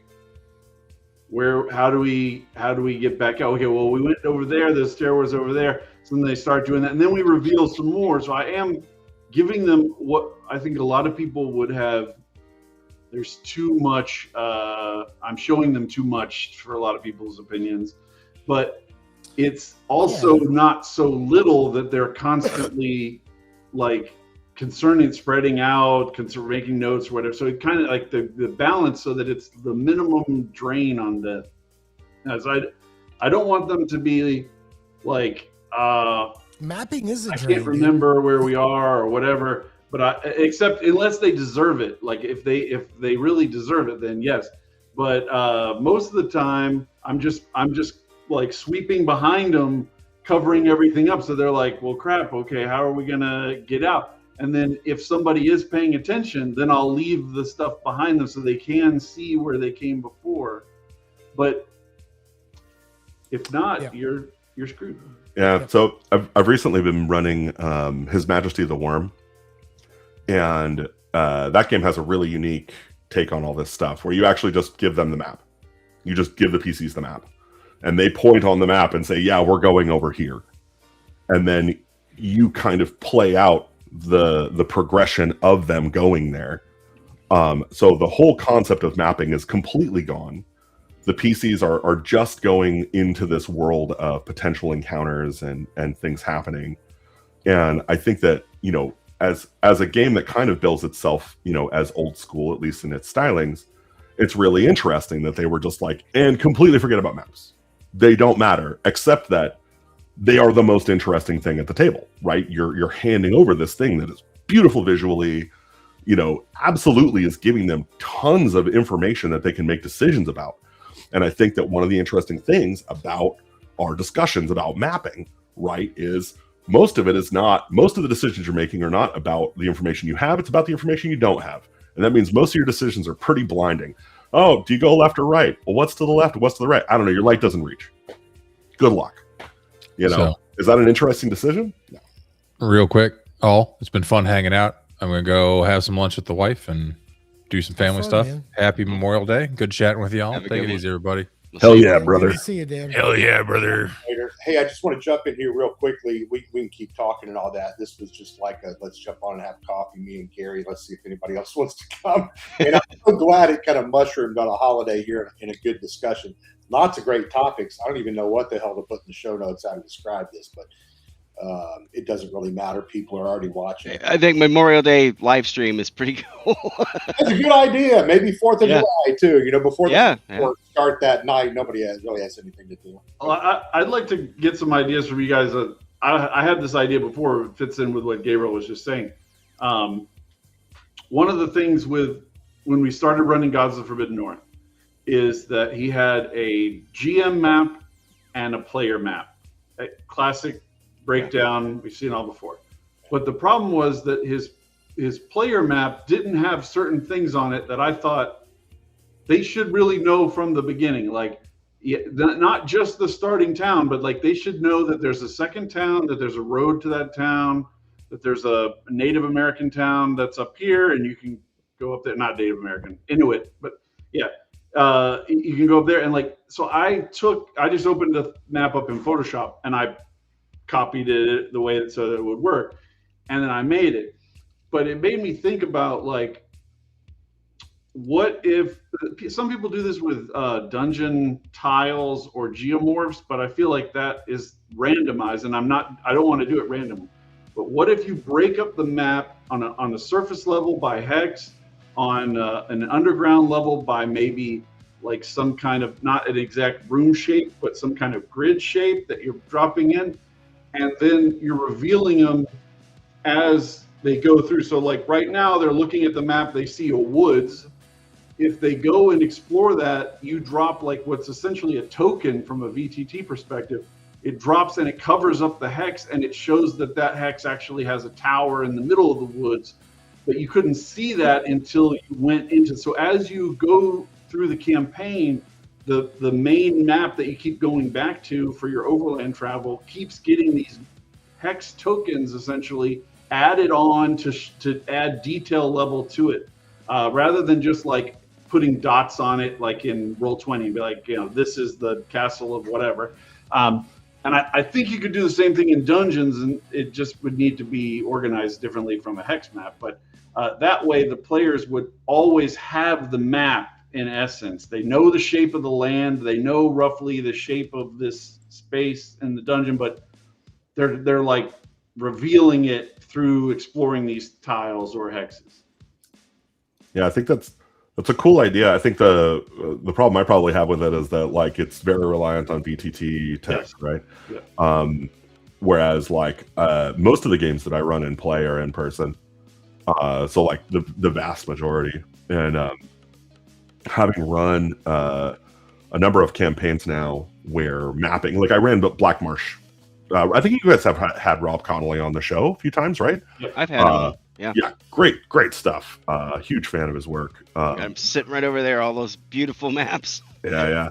So I ran Black Marsh as a campaign, and I loved the maps for that, like being able to provide my players the PC-facing maps for that, but also being able to provide maps that were diegetic, right? Creating maps that were like, the kobolds have a map of these mountains that is inaccurate and is mostly revolved around kobold things, right? I think is the juice that you can't get, right? There's like, that's a very, very hard thing to produce, but it's actually one of the things that I think would be the most valuable in a lot of settings and a lot of adventures, is providing player information that's, you know, accurate to the level of what the players know. The map isn't the terrain, because it does kind of create that middle line, right? Where like you've got all this information, it's just potentially inaccurate.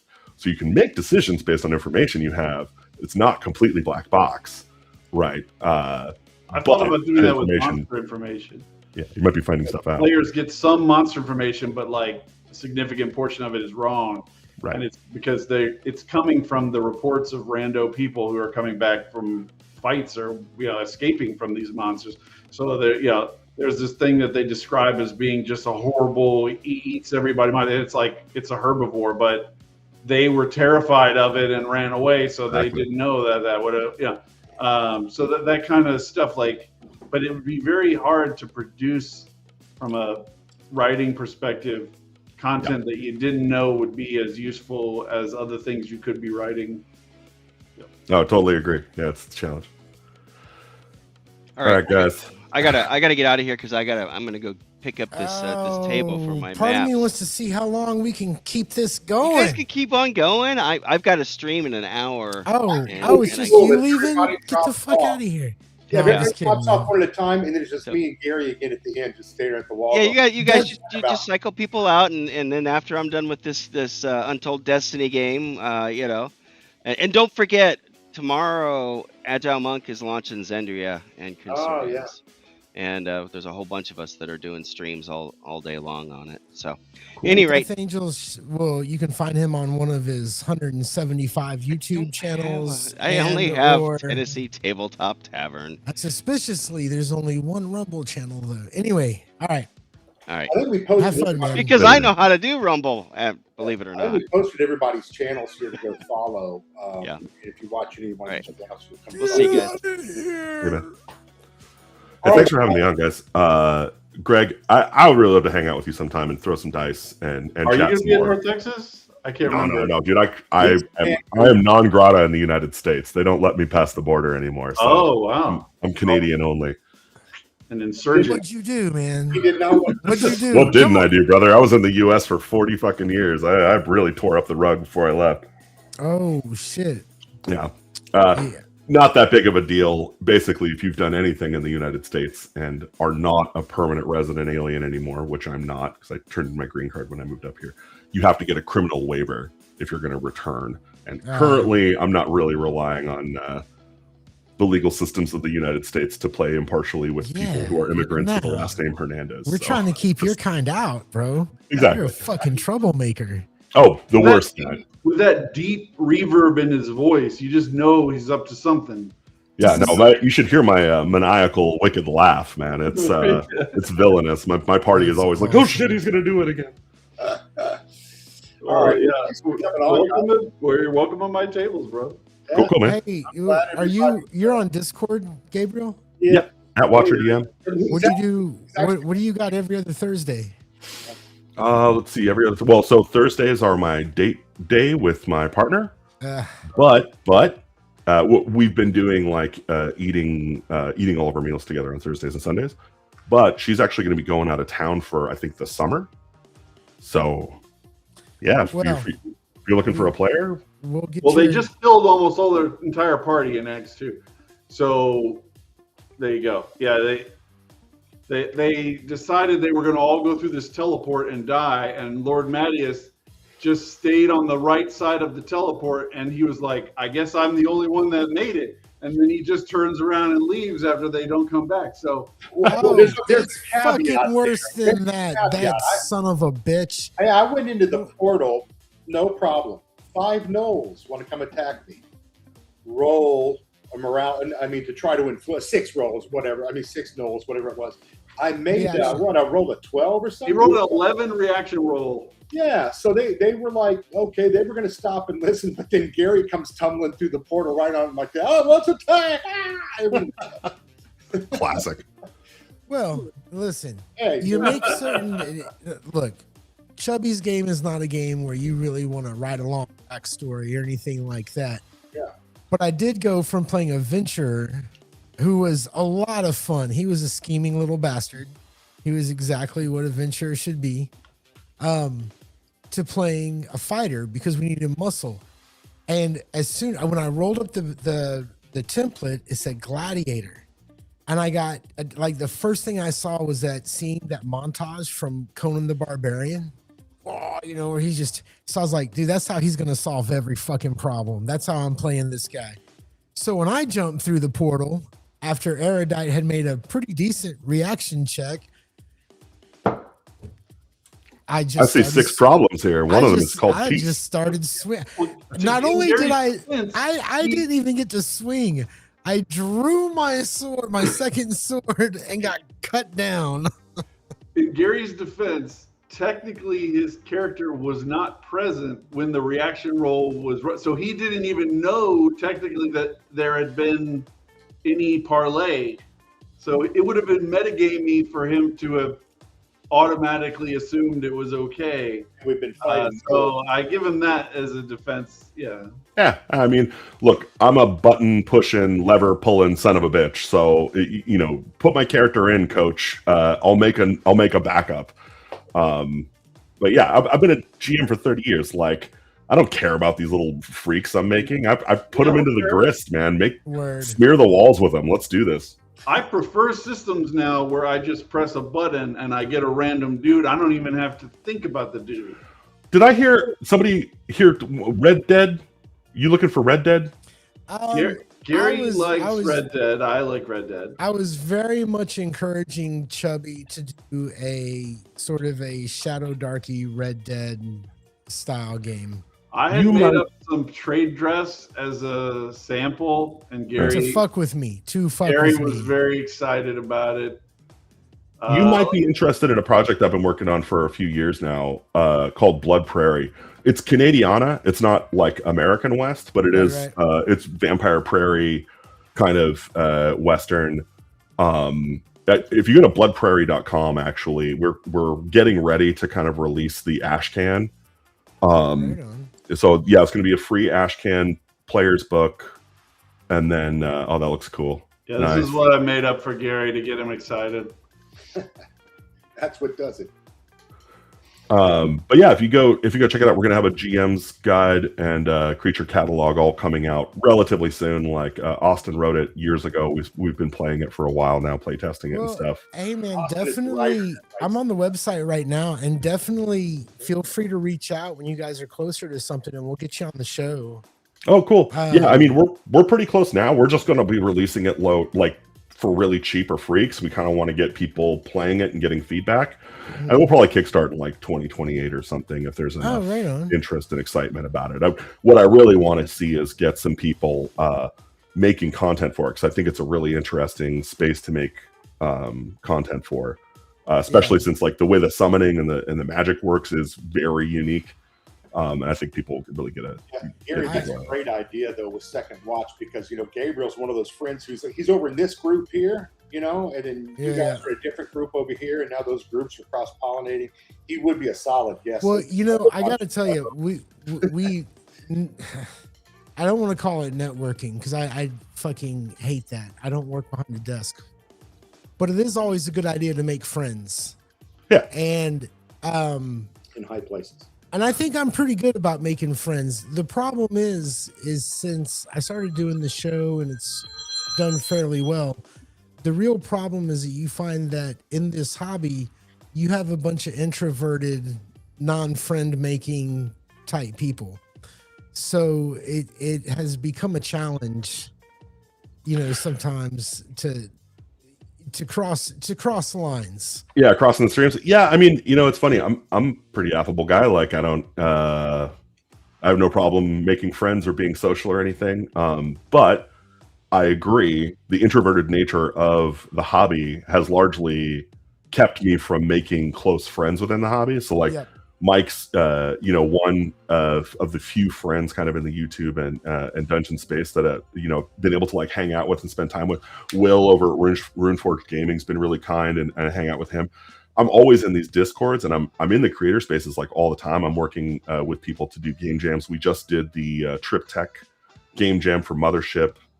We shipped a game called Carving Ymir adventure module, and we're just always doing that kind of stuff. But like, my friends are like the friends I have here locally, and then just like a few people that I've met online or met through like making books and stuff. So yeah, it's nice to meet you. I actually think it's not just the introvert extrovert thing, but it's a disagreeableness thing, which Howling Sphinx just kind of commented on.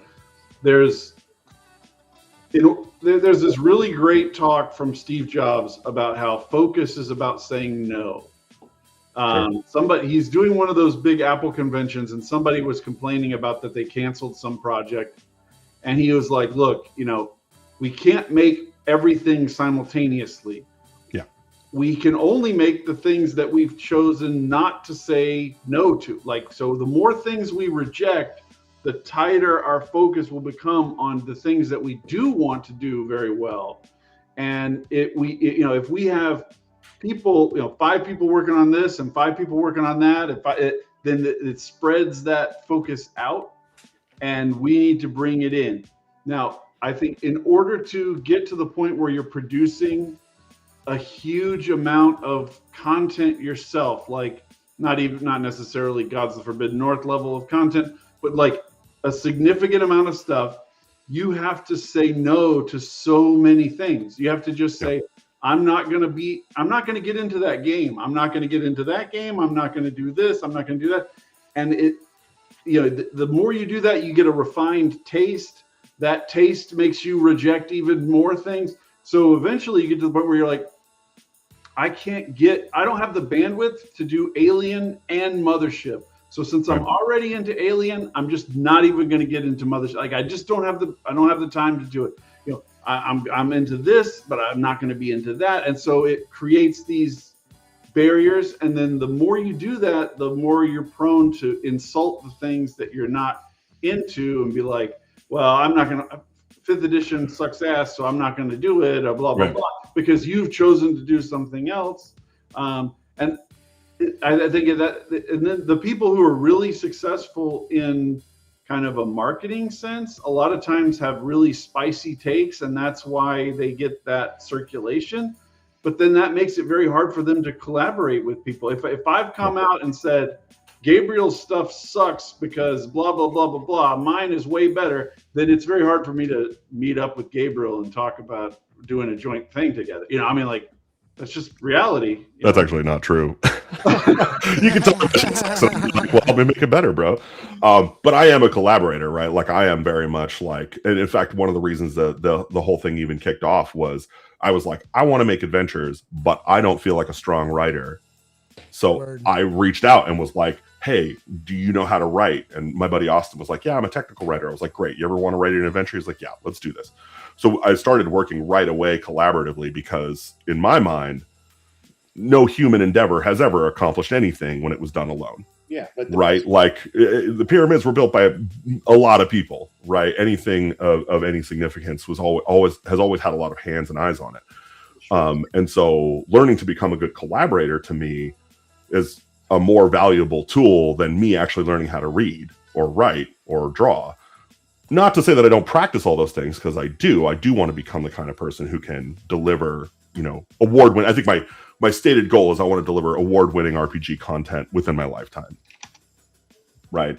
And so the exercise there is to practice that stuff on the way, learning how to work with others, accumulating friends that are really, really good at this stuff and can tell me when my stuff sucks. Right. That's hard to get. It's hard to get honest people telling you your shit's not good. Of the way that Wizards of the Coast makes things is that they're making them in a bubble with no feedback. At most, the feedback is coming from an editorial staff that's aligning a bunch of freelancers, right? Yeah. Rather than it being actually going out into the space and getting hard feedback, and that's why it's just not good. You can't make something, take nobody else's input at all, and then put it out and be like, this is the greatest thing ever, and expect it to go off without a hitch. And that's just the way it is. I take hits all the time. I have no problem. Howling Sphinx is right. Lord Mattias would be in charge of the slaves of the pyramid building process. That is 100% correct. He's a minion master. He's a new class. Minion master. Somebody needs to write up a class for him. And I think one of the reasons why some of the things that get marked as like the best of 5e are because there's some third-party person who came in, like Tracy Hickman coming into Curse of Strahd, who provided at least some pushback on that. And I mean, we see it doesn't have to be in role-playing games. In like the Star Wars prequels, having George Lucas totally unchecked by his staff resulted in a lot of terrible decisions that if there had been somebody there to go, maybe we should pull this back a little bit, maybe we should adjust that, it would have been a better. But like anytime somebody does not getting good feedback, it will be bad. Yeah. And yeah, speaking to your other point earlier, scope, right? Aligning scope and being like no to anything that isn't within the scope is the critical skill. That's the finisher, right? If you know what the scope is, you know when you're finished. Yeah. Well, like I'm making a desert world. Coming up with ideas for encounters in the forest doesn't do much for me at all. You know, like that's fair. I can't. You know, I have to just be like, that's not going to work, and just move on. Not invest time in developing that, or just write it down for later. But so many people get into the weeds on all these different ideas that they have. It's very hard. There's people there. I'm sure there's a lot of people who would not have been able to take, because I have like 200 pages written on Kharazim, and just say, I'm going to put this on the shelf for like a year while I do other things because it's not working the way I want it to work.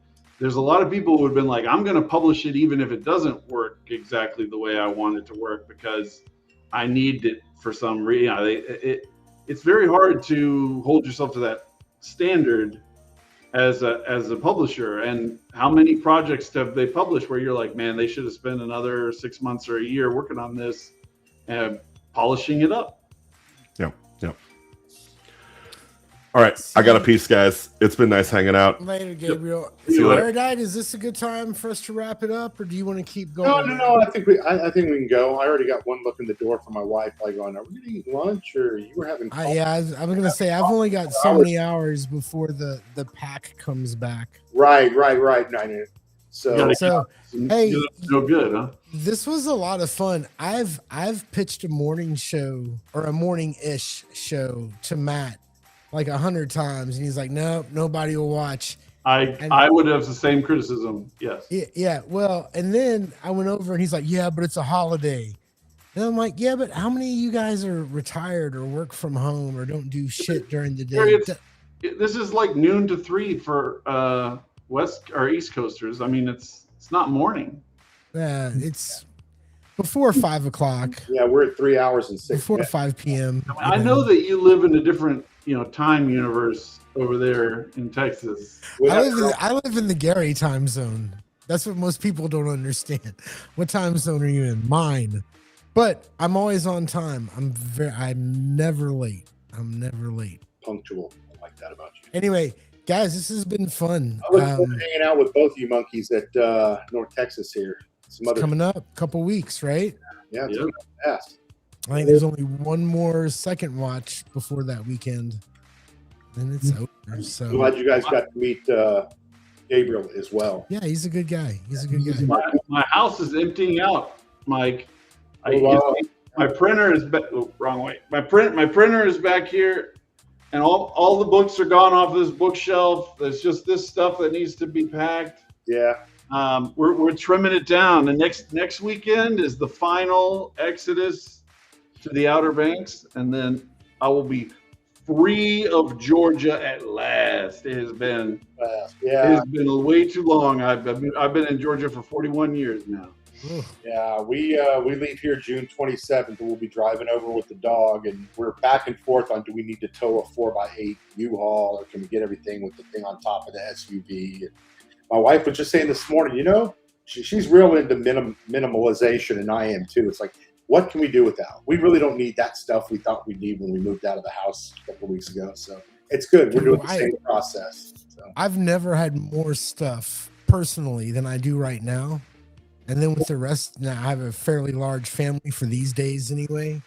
It freaks me out the amount of crap we have. Like sometimes I just leave my fucking house. Fetters and chains, Gary. Fetters. It's horrible. Anyway, All right, guys, I got to get going, man. Yeah, All thanks right, so much. this was Have a good fun. Chubby, thanks for jumping in, man. It's been a lot of fun. I Hope appreciate it. on Memorial Day. Second watch, Friday nights at 9:30 until me and Matt decide we're going back to our old bad boy ways and taking the show back to 10 p.m. 30-minute Central. differential. This is Bad Boys. At 9:30, the kids are at 9:30. The kids are just going down. At 10, they've been down a little while. Right at 10 o'clock, my house has already been quiet for. At 9:30, it's starting to get 11 quiet. for me, bro. That's what I'm saying. We'll I'm see. not on Dirty Texas time. I'm on real person time. And the sad thing is, I'm about to be on Chubby time too. We're going to be out there in North Carolina now. And we all know Erudite's not a real person, so that pokes a hole in that argument. I'm an AI model. Just kidding. I'm just joking with Erudite. All right, guys. I'm out of here. I am hovering my mouse button over the red dot. Right. Later, guys. All right. Thanks, everybody. Oh, shit.